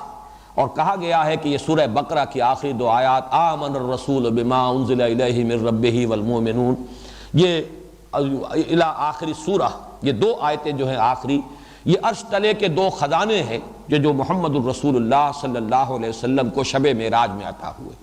گویا کہ یہ 2 آیتیں تو مستثنیٰ ہوئی کہ یہ زمین پر نازل نہیں ہوئے حضور پر بلکہ حضور کو عطا کی گئی ہیں، جبکہ آپ خود سدرۃ المنتہا پر تھے اور خود آپ 7ویں آسمان پر تھے صلی اللہ علیہ وسلم۔ باقی پورا قرآن آسمان سے زمین پر نازل ہوا ہے، اور یوں جغرافیائی اعتبار سے یوں سمجھ لیجئے کہ حجاز کا پورا علاقہ جو ہے وہ نزول قرآن کا، وہ محبت وحی ہے، وہاں حبوط ہوا ہے، نزول ہوا ہے اس وحی کا جو ہمارے پاس قرآن کی شکل میں موجود ہے۔ تیسری شے میں نے عرض کیا تھا کہ قرآن کے بارے میں 3 چیزیں ہیں بنیادی اعتقادی۔ نمبر 1 یہ اللہ کا کلام ہے، نمبر 2 یہ نازل ہوا محمد الرسول اللہ صلی اللہ علیہ وسلم پر، اب تیسری بات یہ محفوظ ہے من و عن، کل کا کل، اس میں نہ کوئی کمی ہوئی ہے نہ بیشی ہوئی ہے، نہ کمی ہو سکتی ہے نہ بیشی ہو سکتی ہے، نہ کوئی تحریف ہوئی ہے نہ کوئی تبدیلی ہوئی ہے۔ یہ گویا کہ ہمارے عقیدے کا جزو لا ینفک ہے، اس میں کوئی اشتباہ ہے جو اہل تشیع نے پیدا کیا ہے، لیکن ان کی بات بھی میں کچھ یقین کے ساتھ اس لیے نہیں کہہ سکتا کہ کہہ دے کو تو ان کا قول بھی یہی سامنے آتا ہے کہ ہم اس قرآن کو مانتے ہیں، محفوظ مانتے ہیں، لیکن یہ کہ ان کے عوام میں جو چیزیں مشہور ہیں کہ فلاں آیت اس میں سے نکال دی گئی اور فلاں صورت تھی حضرت علی رضی اللہ تعالیٰ عنہ کی مدح میں اور شان میں وہ اس میں سے نکال دی گئی وغیرہ وغیرہ، میں نہیں کہہ سکتا کہ یہ ان کے عوام الناس اور عوام کل انعام کی باتیں ہیں یا یہ کہ واقعتاً یہ ان کے اعتقادات میں شامل ہیں، لیکن یہ کہ بہرحال کم سے کم اہل سنت کا اجماعی عقیدہ ہے کہ یہ قرآن حکیم محفوظ ہے، کل کا کل من و عن ہمارے سامنے موجود ہے۔ اس کے لیے خود قرآن مجید سے جو گواہی ملتی ہے وہ سب سے زیادہ نمایاں تو سورہ قیامہ، لا تحرک بہ لسانک لتعجل بہ ان علینا جمعہ وقرآنہ فاذا قرأناہ فاتبع قرآنہ۔ حضور کو اللہ تعالیٰ نے ازراہ شفقت فرمایا آپ اپنے اوپر یہ مشقت نہ جھیلیے، تیزی سے زبان کو حرکت دے کر قرآن کو یاد کرنے کی کوشش نہ کیجیے، ہمارے ذمے ہے، یہ ذمہ داری ہماری ہے کہ ہم اسے جمع کر دیں گے آپ کے سینہ مبارک کے اندر اور اس کی ترتیب قائم کر دیں گے، اس کو پڑھوا دیں گے آپ کو جس ترتیب سے یہ نازل ہو رہا ہے، اس کی زیادہ فکر نہ کیجیے۔ اصل ترتیب جس میں کہ اس کو مرتب کیا جانا پیش نظر ہے ہمارے، جو اصل ترتیب ہے لوح محفوظ کی، اسی میں ہم اسی ترتیب سے آپ کو پڑھوا دیں گے۔ ثم ان علینا بیانہ، پھر اگر کہیں ابتدا میں آپ کو کسی چیز کے بارے میں محسوس ہو کہ اجمال ہے، ابہام ہے، وضاحت کی ضرورت ہے، اس کی توضیح اور تبیین بھی ہمارے ذمہ ہے۔ یہ ساری ذمہ داریاں اللہ تعالیٰ نے خود اپنے اوپر لی ہیں۔ اگر ان آیات کو قرآن مجید کی آیات مانتا ہے کوئی شخص تو اسے ماننا پڑے گا کہ قرآن مجید پورا کا پورا جمع ہوا ہے، اس کا کوئی حصہ ضائع نہیں ہوا۔ صراحت کے ساتھ پھر یہ مذکور ہے سورۃ الحجر کی آیت نمبر 9 میں، انا نحن نزلنا الذکر وانا لہ لحافظون، ہم نے ہی اس الذکر کو نازل کیا ہے اور ہم ہی اس کی حفاظت کرنے والے۔ یہ گویا کہ گارنٹی ہے اللہ تعالیٰ کی طرف سے ہمیشہ ہمیش کے لیے، ہم نے نازل کیا، ہم محافظ ہیں۔ اور اس کے علاوہ جو علامہ اقبال نے بڑا خوبصورت شعر کہا ہے کہ حرف اورا ریب نئے، تبدیل نئے، آیا شرمندہ تعویل نئے، 3 اعتبارات سے نفی کی ہے۔ نمبر 1 اس کے حرف میں، اس کے متن میں کوئی شک و شبے کی گنجائش نہیں، یہ من و عن محفوظ ہے۔ نمبر 2 تبدیل نئے، اس میں کہیں کوئی تحریف ہوئی ہو، کہیں تبدیلی کی گئی ہو، کہیں لفظ بدل دیا گیا ہو، قطعاً نہیں۔ حرف اورا ریب نئے، تبدیل نئے، آیا شرمندہ تعویل نئے، یا یہ کہ اس کی آیتیں جو ہیں ان کی کوئی الٹی سلٹی تعویل بھی کی جا سکتی ہو، نہیں۔ یہ دوسری بات بظاہر بہت بڑا دعویٰ معلوم ہوتا ہے کہ آخر تعویل کے اعتبار سے تو قرآن مجید کے معانی کے اندر تحریف، معنوی تحریف تو لوگوں نے کی ہے، لیکن واقعہ یہ ہے کہ قرآن مجید میں اگر کہیں معنوی تحریف کی کوشش بھی ہوئی ہے، وہ قطعاً درجہ استناد کو نہیں پہنچ سکی، اسے کبھی بھی جس کو کہا جائے استقلال اور دوام حاصل نہیں ہو سکا۔ قرآن نے خود اس کو رد کر دیا، جس طریقے سے کہ مکھی دودھ میں سے نکال کر پھینک دی جائے، اسی طریقے سے وہ غلط تعویلات بھی کہیں بھی جڑ نہیں پکڑ سکی ہیں امت کی تاریخ کے دوران، اور ایسے ہی نکال دی گئی ہیں۔ اس کی بھی سند قرآن میں موجود ہے، سورہ حامیم السجدہ کی آیت نمبر 42 میں، لا یاتیہ الباطل من بین یدیہ ولا من خلفہ، اس قرآن پر حملہ آور نہیں ہو سکتا باطل، نہ سامنے سے نہ پیچھے سے۔ ایک تو یہ ہے کہ الفاظ کے اندر کوئی تبدیلی ہو جائے، اس میں کوئی تحریف ہو جائے، اس کا کوئی حصہ نکال دیا جائے، اس میں کوئی غیر قرآن شامل کر دیا جائے، بلکہ میں یہاں پر وہ بھی اب آپ کو آیت سنا دوں، یہ گویا کہ ایک مبالغے کا انداز ہے، نفی کے اندر مبالغہ فی النفی۔ وَلَوْ تَقَوَّلَ عَلَيْنَا بَعْضَ الْأَقَاوِيلِ لَأَخَذْنَا مِنْهُ بِالْيَمِينِ ثُمَّ لَقَطَعْنَا مِنْهُ الْوَتِينَ فَمَا مِنْكُمْ مِنْ أَحَدٍ عَنْهُ حَاجِزِينَ، کہ کوئی اور تو کیا کرے گا اس میں کوئی اضافہ، اگر خود ہمارے نبی بالفرض محال، اگر ہمارے نبی محمد بھی اپنی طرف سے گھڑ کر کوئی چیز اس میں شامل کر دیں تو ہم ان کا داہنا ہاتھ پکڑیں گے اور ان کی شہرک کاٹ دیں گے، اور تم میں سے کوئی نہیں ہوگا کوئی بڑے سے بڑا ان کا محافظ اور حامی اور مددگار جو انہیں بچا سکے ہماری پکڑ سے۔ تو یہ تو محمد الرسول اللہ صلی اللہ علیہ وسلم کے لیے بھی یہاں اس شدت کے ساتھ نفی کر دی گئی،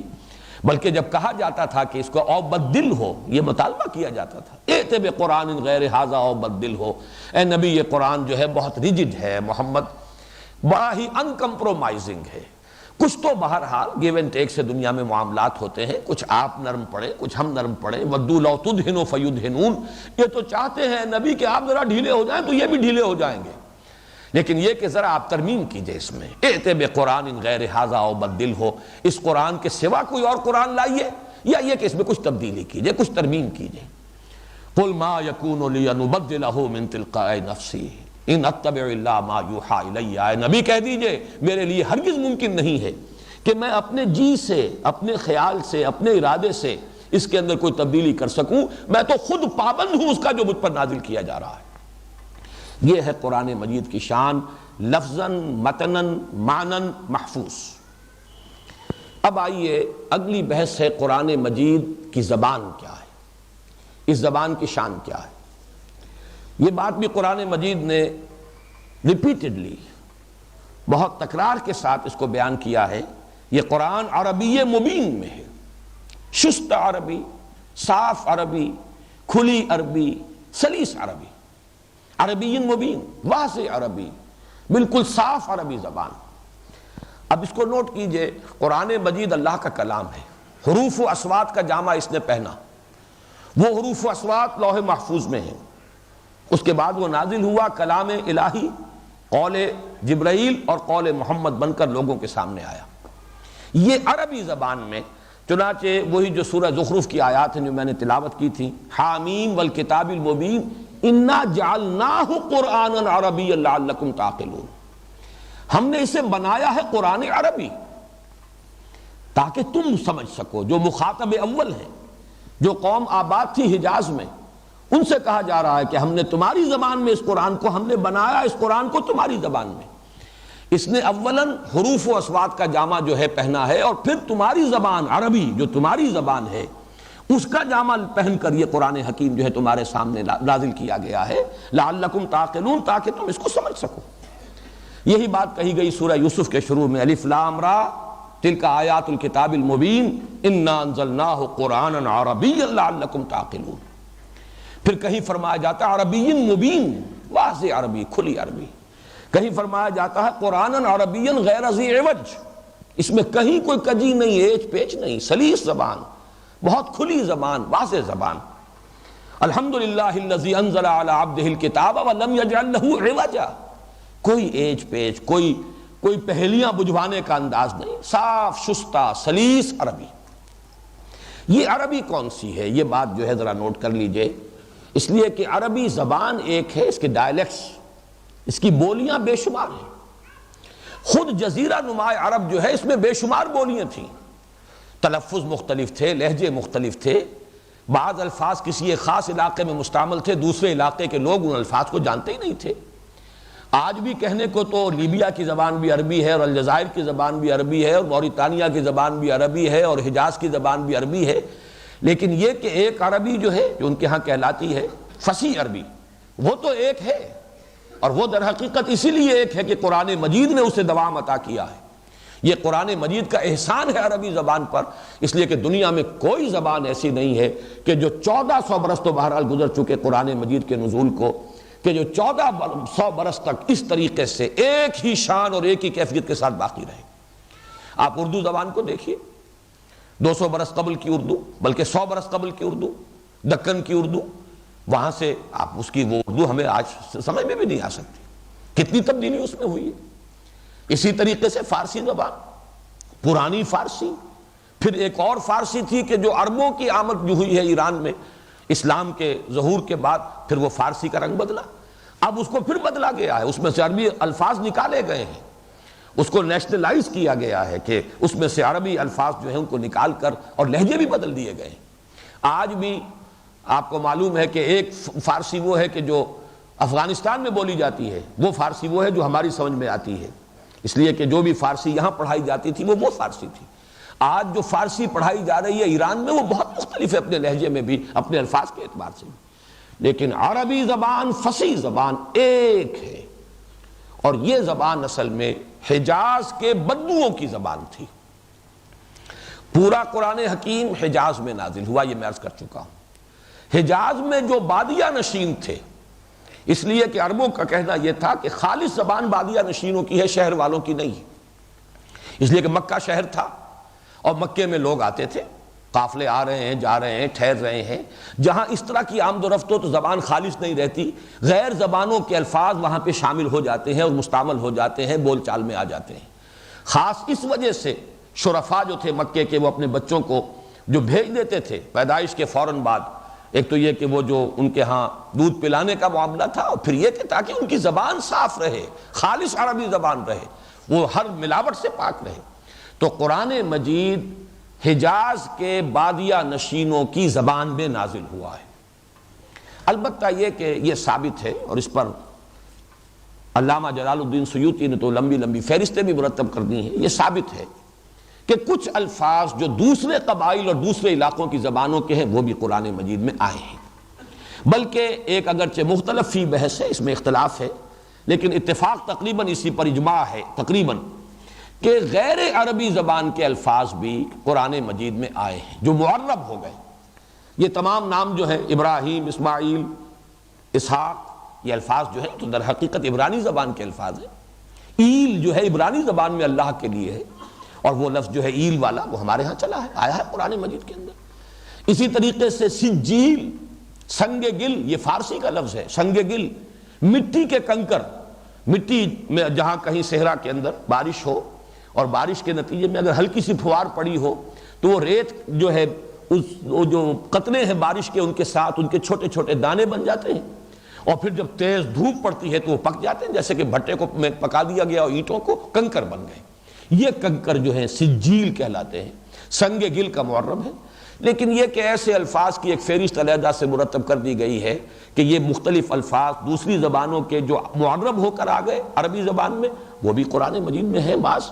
اور یہ کہ دوسری جو لغتیں ہیں عرب کے مختلف علاقے کے لوگوں کی ان کی بھی بعض جو الفاظ موجود ہیں، لیکن وہ گنتی کے اور ان کی فہرستیں مرتب کر دی گئیں۔ باقی اکثر و بیشتر قرآن مجید کی زبان، جس زبان میں قرآن نازل ہوا،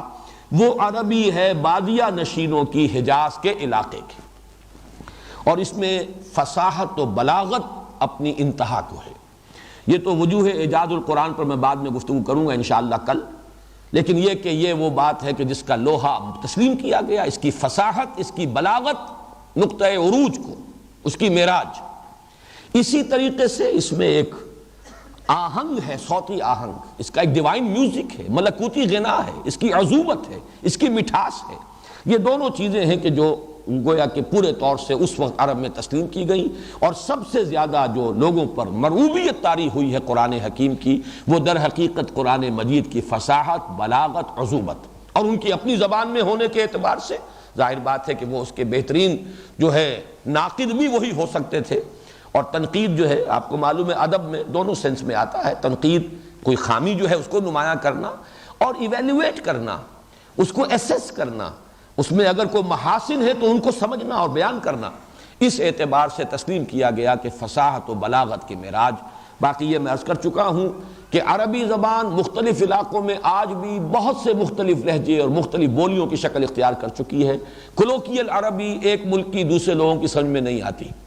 خود نزول قرآن کے زمانے میں نجد کے لوگوں کی زبان حجاز کے لوگوں کی سمجھ میں نہیں آتی تھی۔ ایک حدیث میں بھی اس کی وضاحت ہوئی ہے کہ نجد سے کچھ لوگ آئے اور وہ حضور سے کوئی گفتگو کر رہے تھے جو بڑی مشکل سے سمجھ میں آ رہی تھی، اور لوگ سمجھ نہیں پا رہے تھے۔ آج بھی جو ہے جو نجد کے لوگ ہیں وہ جب گفتگو کرتے ہیں تو واقعہ یہ ہے کہ عربی سے بہرحال واقفیت ہمیں ہے، لیکن یہ کہ ان کی عربی ہماری سمجھ میں نہیں آتی، ان کا لہجہ بالکل مختلف ہے۔ تو یہ حجاز کے بدوؤں کی، بادیہ نشینوں کی زبان ہے قرآن حکیم کی، اور ویسے تو اس میں کوئی شک نہیں، اگر تو تحقیق اور تدبر قرآن کا حق ادا کرنا ہو تو شعر جاہلی کا پڑھنا ضروری ہے۔ اگرچہ اب یہ 1400 برس گزرے ہیں، یہ امت کہیں بیکار اور خاموش نہیں بیٹھی رہی، ائمہ لغت نے ایک ایک لفظ کی تحقیق کر کے اور بڑی گہرائیوں میں اتر کر شعر جاہلی کے حوالے سے اور ہر طرح سے جتنے بھی استشہاد ہو سکتے تھے ان سب کو کھنگال کر ان مادوں کے مفہوم جو معین کر دیے ہیں۔ تو ایک عام قاری کے لیے جو قرآن سے تذکر کرنا چاہے، صرف ہدایت حاصل کرنا چاہے، اس کے لیے اس کھکھیڑ میں پڑھنے کی چندہ ضرورت نہیں ہے کہ وہ شعر جاہلی اس زمانے کے اشعار جو ہیں، وہ امرؤ القیس کے اشعار کو اور یہ کہ سبع معلقہ کے اشعار جو ہیں ان کو سمجھنے کی کوشش کرے اور ان کے عقدے حل کرے۔ لیکن یقیناً اس میں کوئی شک نہیں، اگر تدبر قرآن کا حق ادا کرنا ہے، تحقیق جب کی جاتی ہے تو کسی ایک لفظ کے اوپر جو ہے اس کی جب تک کہ اصل پوری طریقے سے اس کی بال کی کھال نہ اتار لی جائے، تحقیق کا حق ادا نہیں ہوتا۔ اس اعتبار سے اس زبان کو جو شعر جاہلی کی زبان ہے سمجھنا تدبر قرآن کے لیے یقیناً ضروری ہے۔ اگلی بحث ہے قرآن کے اسماء و صفات۔ علامہ جلال الدین سیوطی نے بڑی ان کی شورح آفاق کتاب ہے الاتقان فی علوم القرآن، 55 نام جمع کیے ہیں قرآن کے اسماء و صفات، قرآن حکیم ہی سے لے کر 55 کی فہرست مرتب کی، اور میں نے آج جب اس پر غور کیا تو اندازہ ہوا کہ وہ بھی کامل نہیں ہے، اس لیے کہ لفظ برہان ان کی فہرست میں شامل نہیں۔ در حقیقت قرآن مجید کی صفات، قرآن مجید کی شانیں، قرآن مجید کی تاثیر کے لیے مختلف الفاظ، اگر ان سب کو جمع کیا جائے تو 55 ہی نہیں، اس سے بھی زیادہ الفاظ بن جائیں گے، لیکن میں نے انہیں تقسیم کیا ہے دو حصوں میں۔ ایک وہ ہے کہ جو لفظ مفرد کی حیثیت سے اور معرفہ کی شکل میں قرآن مجید میں قرآن کے لیے وارد ہوئے، مفرد ہو، ایک صفت ہے جو موصوف کے ساتھ آ رہی ہے، قرآن مجید۔ اب مجید قرآن کا نام نہیں ہے، یہ در حقیقت صفت ہے، قرآن کی صفت، اور القرآن المجید بھی کہا گیا ہے۔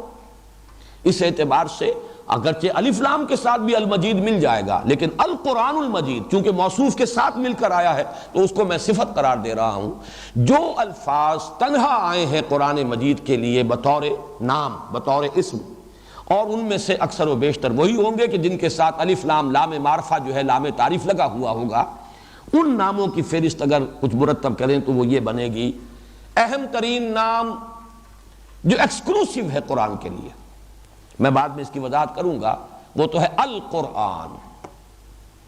اس کے بعد سب سے زیادہ کثرت سے استعمال ہونے والا الکتاب، اس کے بعد قرآن کی اصل حقیقت پر روشنی ڈالنے والا اہم ترین نام الذکر۔ قرآن مجید کی افادیت کے لیے سب سے زیادہ جامع نام الہدیٰ۔ قرآن مجید کی نوعیت کہہ لیجئے، اپنی جگہ پر اس کی حیثیت، اس کے اعتبار سے النور۔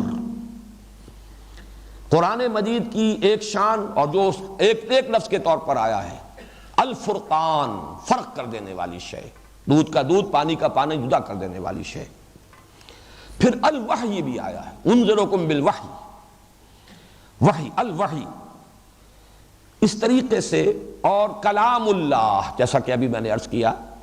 حتیٰ یسمع کلام اللہ، چونکہ اللہ کے ساتھ ہو کر مضاف ہوا ہے یہاں پر کلام، تو یہ بھی معرفہ بن گیا کلام اللہ، اللہ کا کلام۔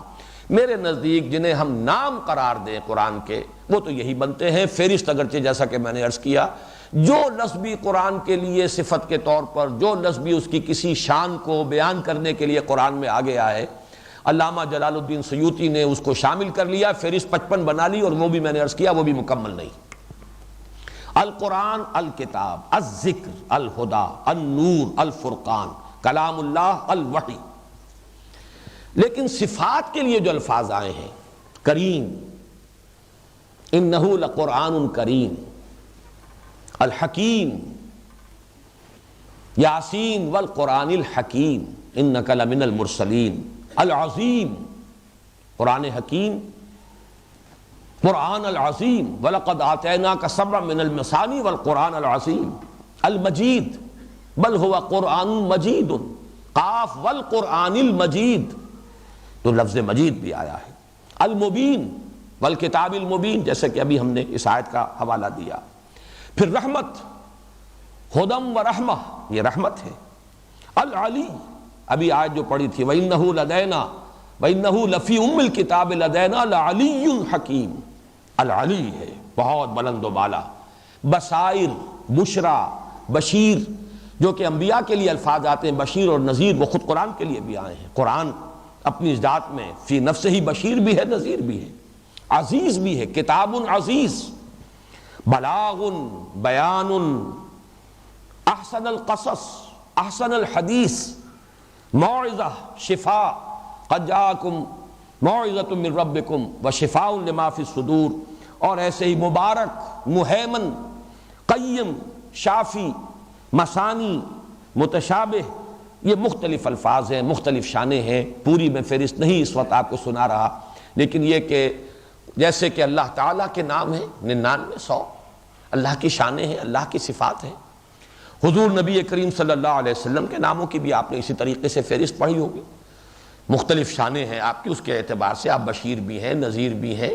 آپ کی جتنی بھی شانیں ہیں وہ بیان ہوئی ہیں، المعلم بھی ہیں، تو یہ تمام الفاظ اسی طریقے سے قرآن مجید کے یہ اسماء ہیں۔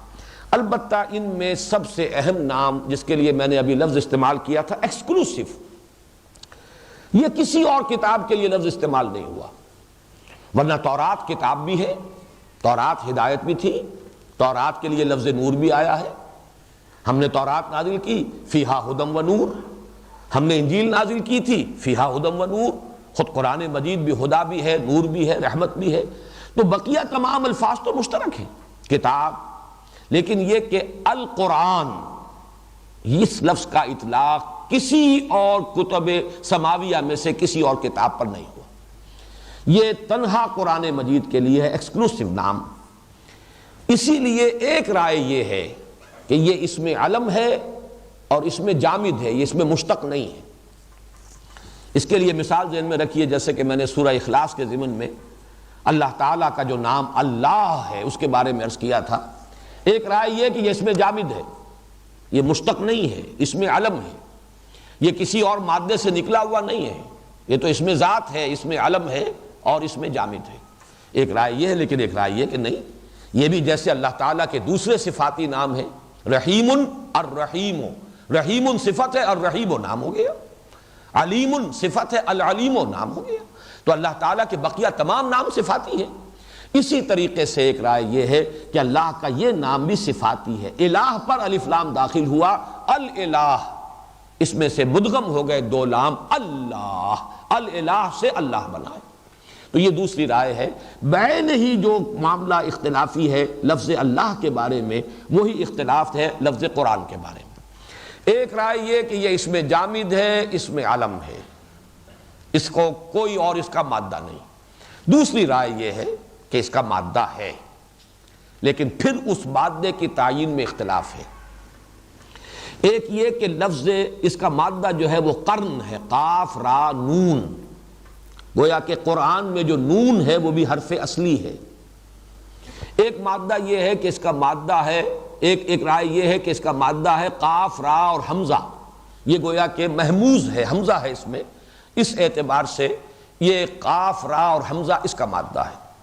میں یہ باتیں صرف عرض کر رہا ہوں اہل علم کے لیے، ذرا سی دلچسپی کے لیے۔ قرن سے اب جن لوگوں نے قرن کو اس کا مادہ مانا ہے کہ اس سے قرآن کا لفظ بنا ہے، ان کی بھی دو رائے ہیں۔ ایک عرب کہتے ہیں قرنت الشیء بالشیء، کوئی چیز دوسری شے کے ساتھ شامل کر دی گئی، قرنہ، تو اس سے قرآن بنا ہے کہ اللہ تعالیٰ کی آیات، اللہ تعالیٰ کا کلام جو وقتاً فوقتاً نازل ہوا، اس کو جب جمع کر دیا گیا تو وہ لفظ قرآن بن گیا۔ قرنت الشیء الی الشیء۔ تو امام اشعری جو ہے وہ بھی اس رائے کے قائل ہیں۔ ایک رائے یہ ہے امام فرا جو بہت بڑے امام ہیں لغت کے،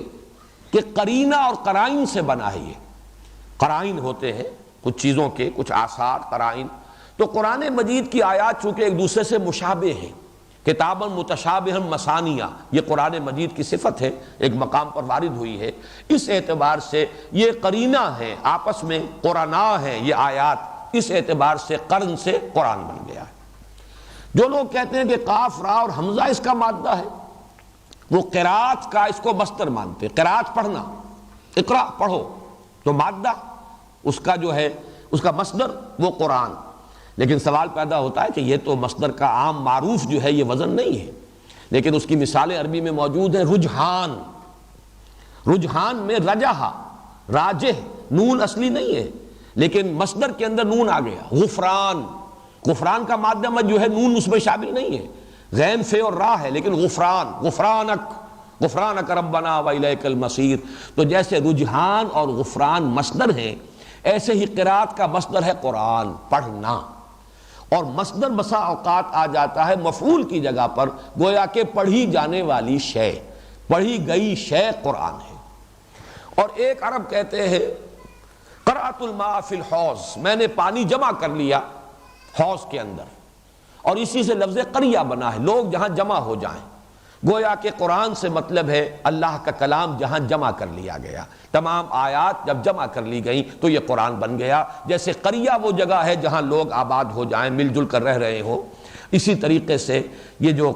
قرأت الماء فی الحوض، میں نے پانی جمع کر لیا ہے، تو جمع کرنے کا مفہوم جو ہے قرأ میں بھی ہے اور جمع کرنے کا مفہوم قرن میں بھی ہے۔ یہ دونوں مادے جو ہیں ایک دوسرے سے بہت قریب ہیں۔ بہرحال یہ ہے اس لفظ کے لغوی بحث۔ باقی یہ کہ قرآن مجید، اب میں اگلی بحث پر آ رہا ہوں کہ اس کا اسلوب کلام کیا ہے۔ قرآن مجید نے سب سے زیادہ شد و مد کے ساتھ جو نفی کی ہے وہ اس بات کی کہ یہ شعر نہیں ہے۔ وَمَا عَلَّمْنَاهُ الشِّعْرَ وَمَا يَنبَغِي لَهُ، ہم نے اپنے اس رسول کو صلی اللہ علیہ وسلم شعر سکھایا ہی نہیں، نہ یہ ان کی شایان شان ہے۔ شعراء کے بارے میں اس سورہ شعراء میں جو صفات آئی ہیں بالعموم، مستثنیٰ لوگ ہیں وہ شاعر کے جن کے اندر وہ صفات نہ ہوں، ورنہ وہ کمزوریاں جو ہے وَالشُّعَرَاءُ يَتَّبِعُهُمُ الْغَاوُونَ أَلَمْ تَرَ أَنَّهُمْ فِي كُلِّ وَادٍ يَهِيمُونَ إِنَّهُمْ يَقِولُونَ مَا لَا يَفْعَلُونَ، وہ جو کہتے ہیں وہ کرتے نہیں، جو کرتے ہیں وہ کہتے نہیں، اور ہر وادی میں گھومتے رہتے ہیں، اور عام طور پر وہی لوگ ان کی پیروی کرتے ہیں کہ جو خود غاوی ہوتے ہیں۔ وَالشُّعَرَاءُ يَتَّبِعُهُمُ الْغَاوُونَ، الا آگے استثناء بھی آیا ہے، لیکن جو یوں سمجھئے کہ ایکسیپشنز پروو دی رول، اس اعتبار سے شعر گوئی جو ہے وہ قرآن مجید کے نزدیک کوئی اچھی بات نہیں، اچھی شے نہیں، کوئی ایسی محمود صفت نہیں ہے کہ جو اللہ تعالیٰ اپنے رسول صلی اللہ علیہ وسلم کو عطا فرماتا۔ وَمَا عَلَّمْنَاهُ الشِّعْرَ وَمَا يَنبَغِي لَهُ، بلکہ یہاں تک آتا ہے کہ حضور صلی اللہ علیہ وسلم عام طور پر شعر اگر پڑھتے بھی تھے تو کہیں نہ کوئی غلطی ہو جاتی تھی۔ جیسے ہمارے ہاں بہت سے لوگ ہوتے ہیں، ویسے تو جہاں تک مفہوم کا تعلق ہے ان کے اندر شعور کی سطح جو ہے کافی بلند ہوتی ہے، لیکن شعر کو پڑھتے ہوئے کہیں نہ کہیں آگے پیچھے کوئی سکتہ، کہیں نہ کہیں کوئی گڑبڑ کر دیں گے، اس لیے کہ وہ جو ایک سینس ہے اس کا، اس کی بحر کا اور اس کے وزن کا، وہ انہیں حاصل نہیں ہوتا۔ تو نبی اکرم صلی اللہ علیہ وسلم پر سے بھی اللہ تعالیٰ یہ تہمت ہٹانا چاہتا تھا کہ انہیں شاعر نہ کہا جائے، لہذا وہ آپ کے اندر وصف ہی پیدا نہیں کیا۔ بلکہ بڑا دلچسپ واقعہ آتا ہے کہ ایک مرتبہ حضور نے ایک شعر پڑھا اور اس میں کوئی غلطی ہوئی، حضرت ابوبکر کے سامنے آپ پڑھ رہے تھے تو مسکرائے حضرت ابوبکر رضی اللہ تعالی عنہ، اور عرض کیا انہوں نے میں گواہی دیتا ہوں اشہد انک رسول اللہ، میں گواہی دیتا ہوں کہ آپ اللہ کے رسول ہیں، اور اللہ نے فرمایا ہے کہ وما علمناہ الشعر وما ينبغی لہ، تو آپ کو واقعتاً شعر سے مناسبت نہیں ہے، یعنی شعر کے اندر جو وزن اور اس کی بحر وغیرہ کا معاملہ ہے، باقی جہاں تک اس کے مفہوم کا اور اعلیٰ مضامین اگر ہوں شعر میں تو خود حضور کا یہ فرمان ہے وَإِنَّ مِنَ الشِّعْرِ لَحِکْمَةً إِنَّ مِنَ الْبِيَانِ لَسِحْرًا وَإِنَّ مِنَ الشِّعْرِ لَحِکْمَةً،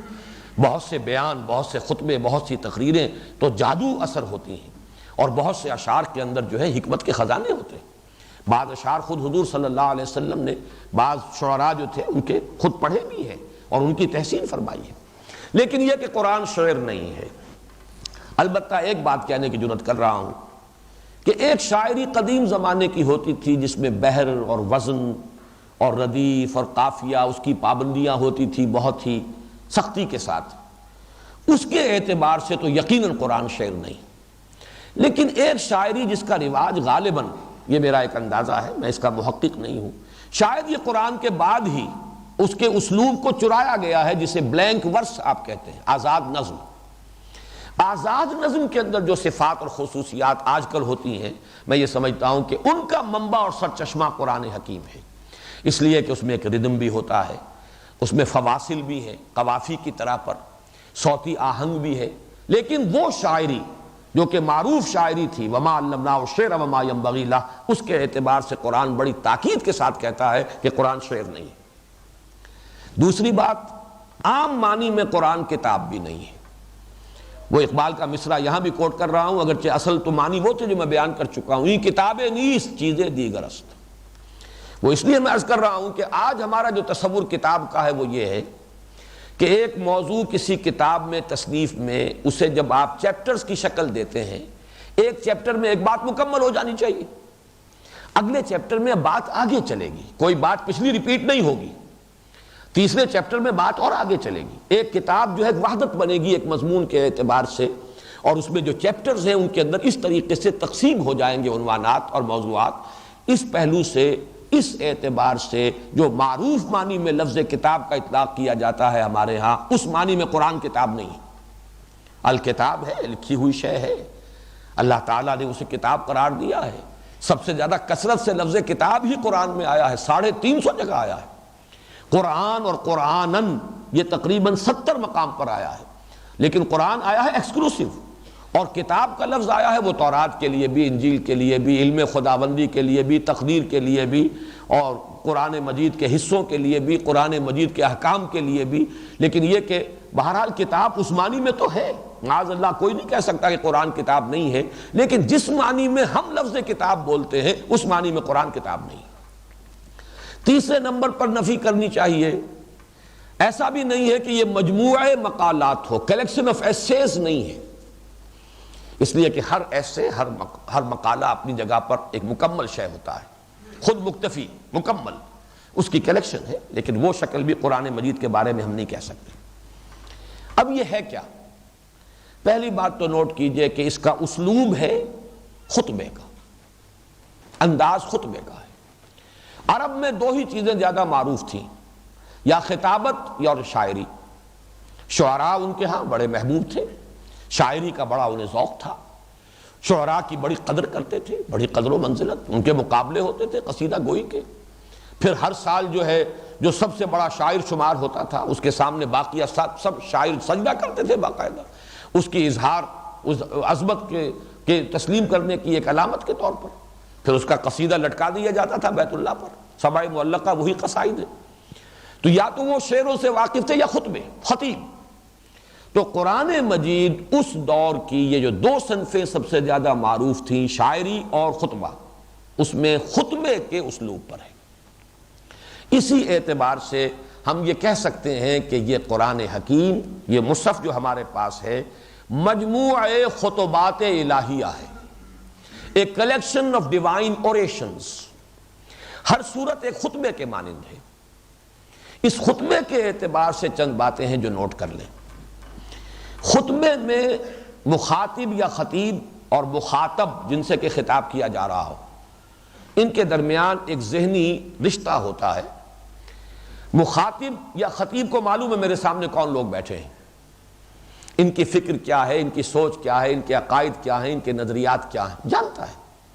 وہ ان کا حوالہ نہیں دے گا، بحث نہیں کرے گا، گفتگو کے اندر ان پر تنقید بھی کرے گا، اس کی تصحیح بھی کرے گا، لیکن کوئی تمہیدی کلمات نہیں ہوں گے کہ اب میں تمہاری اس غلطی کی تصحیح کرنا چاہتا ہوں، اب میں تمہارے اس خیال کی جو ہے، یہ انداز نہیں ہوتا، بلکہ وہ ایک روانی کے ساتھ ایک خطیب جو ہے قادر الکلام خطیب، وہ اس کے اندر جو اس کے مخاطب اور مخاطب کے مابین جو ریپور ہوتا ہے، ایک ذہنی ہم آہنگی ہوتی ہے، ایک دوسرے سے واقف ہیں، اور جو خاص طور پر جو مخاطبین ہیں ان کے فہم، ان کی سمجھ، ان کے عقائد، ان کے نظریات سے وہ خطیب واقف ہوتا ہے۔ تو یہ در حقیقت خطبے کی ایک شان ہے، یہی وجہ ہے کہ اس میں تحویل خطاب ہوتی ہے اور بغیر وارننگ کے ہوتی ہے۔ ایک خطیب خطبہ دے رہا ہے، وہ مسجد میں خطبہ دے رہا ہے اور وہ مخاطب کر رہا ہے صدر صاحب کو۔ صدر ایوب کے زمانے میں خطیب مسجد کے اندر خطبہ دیتے ہوئے ایک دم گفتگو شروع کر دیتا تھا صدر ایوب کے ساتھ، یا بھٹو صاحب کے ساتھ، یا ضیاء الحق صاحب کے ساتھ، حالانکہ نہ وہ وہاں موجود ہیں، وہ غائب کو حاضر فرض کر کے، اور بسا اوقات حاضر کو غائب فرض کر کے، جو لوگ بیٹھے ہوئے ان سے بھی صیغہ غائب میں گفتگو شروع ہو جائے گی، اور یہ بھی ایک بلاغت کا انداز ہے۔ کبھی وہ بات ایک طرف کر رہا ہے، کبھی دوسری طرف کر رہا ہے، کبھی کسی غائب سے کر رہا ہے، اور وہ انداز ہوگا خطابت کا، اگرچہ وہ غائب وہاں موجود نہیں ہے۔ اس کو کہتے ہیں تحویل خطاب، اور قرآن مجید پر غور کرنے کے ضمن میں اس کی بڑی اہمیت ہوتی ہے۔ خطاب کا رخ معین کرنا، یہ بات کس سے کہی جا رہی ہے، مخاطب کون ہے، اسی کے اعتبار سے اس بات کا اصل مفہوم جو ہے اجاگر ہو کر سامنے آتا ہے، ورنہ اگر یہ کہ مخاطب کا تعین نہ ہو تو بہت سے بڑے بڑے مغالطے جو ہے جنم لے سکتے ہیں۔ پھر یہ کہ خطبے میں آپ نے دیکھا ہوگا ایک مقالہ ہے، مقالے میں عام طور پر صرف عقل سے اپیل کی جاتی ہے، اس میں لاجک، اس میں منطق، دلائل، عقلی دلائل۔ خطبے میں جہاں عقل سے اپیل ہوتی ہے وہاں جذبات سے اپیل ہوتی ہے، انسان کے اندر جھانک کر گویا کہ بات کی جا رہی ہے، لوگوں کو دعوت دی جاتی ہے اپنے اندر جھانکو، وفی انفسکم افلا تبصرون، ذرا جھانکو اپنے اندر، ان کے جذبات سے اپیل کی جاتی ہے۔ اف اللہ شک فاطر السماوات والارض، ذرا غور کرو، کیا اللہ کے بارے میں کوئی شک ہو سکتا ہے جو آسمان اور زمین کا بنانے والا ہے؟ یہ انداز جو ہے یہ بہرحال تحریر میں یا کسی مقالے میں اس میں نہیں ہوگا، یہ خطبے کا انداز ہے۔ ایک اور بات جو خطبے کے اعتبار سے اس کے خصائص میں سے ہے، خطبے میں شروع میں بھی بہت جامع گفتگو ہوگی، اگر خطبہ مؤثر ہو، کامیاب خطبہ، کامیاب ایک تقریر وہ وہی ہوگی کہ جس میں شروع آغاز ایسا ہو کہ جو مقرر اور خطیب ہے وہ اپنے مخاطبین اور حاضرین کی توجہ کو اپنی طرف مبذول کرا لے، اور پھر اگرچہ خطبے کے دوران مضمون دائیں طرف بائیں طرف پھیلے گا، ادھر جائے گا ادھر جائے گا، اس گلی میں اس گوشے میں، لیکن پھر آخر میں آ کر وہ پھر کنورج ہوگا کسی مضمون کے اوپر۔ یہ اگر نہیں ہے تو گویا کہ وقت ضائع ہو گیا۔ ہمارے ہاں جو بڑے بڑے خطیب، اور خاص طور پر احرار نے پیدا کیے بڑے خطیب، عوامی خطیب، جن میں سے یعنی عطا اللہ شاہ بخاری مرحوم بہت بڑے خطیب، اب ان کی گفتگو 4 گھنٹے 5 گھنٹے چل رہی ہے، اور اس میں کبھی مشرق کی، کبھی مغرب کی، کبھی شمال کی، کبھی جنوب کی، کبھی ہنسانے کا انداز، کبھی رلانے کا انداز، کہیں لطیفہ گوئی، کہیں کوئی اور انداز، لیکن اول و آخر بات بالکل واضح، خوب گھما پھرا کر بھی مخاطب کو کسی ایک بات پر لے آنا کہ اٹھے تو کوئی ایک بات لے کر اٹھے، کوئی ایک پیغام، کوئی ایک جذبہ اس کے اندر جاگ چکا ہو، کوئی پیغام اس تک پہنچ چکا ہو۔ یہ خطبے کے اوصاف ہیں۔ اگرچہ قصائد کے اندر بھی آپ کو معلوم ہے، غزل ہو قصیدہ ہو تو مطلع اور مقطع دونوں کی بڑی اہمیت ہے۔ مطلع جاندار ہے تو آپ غزل پڑھیں گے، اور مطلع ہی پھسپھسا ہے تو کیا پڑھیں گے، آگے آپ پڑھیں گے ہی نہیں۔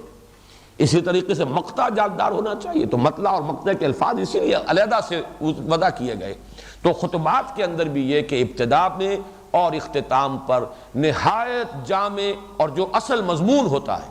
اسی لیے خواتیم اور فواتح سور کا قرآن مجید کی جو سورتوں کی ابتدائی آیات اور اختتامی آیات ہیں ان کی فضیلت پر مشتمل بہت سی احادیث ملتی ہیں۔ سورہ بقرہ کی ابتدائی آیات، اختتامی آیات، اسی طریقے سے سورہ آل عمران کی شروع کی آیات، پھر وہ خاتمہ سورت کی آیات، سورہ حج کا یہی انداز، یہ آپ کو اکثر و بیشتر صورتوں میں ملے گا۔ تو یہ ہے اصل میں بالعموم جو قرآن مجید کا اسلوب ہے، وہ ظاہر بات ہے شاعری کا نہیں، عام معنی میں وہ کتاب نہیں، وہ مجموعہ مقالات نہیں، اس کا اسلوب اگر ہے تو خطبے سے ملتا ہوا ہے۔ یہ ڈیوائن اوریشن اور کلیکشن آف ڈیوائن اوریشنز، اللہ تعالیٰ کے یہ خطبات الہیہ ہیں جن کا مجموعہ ہے۔ اب ایک مضمون جو میں آج اور چاہتا تھا وہ قرآن مجید کی ترکیب و تقسیم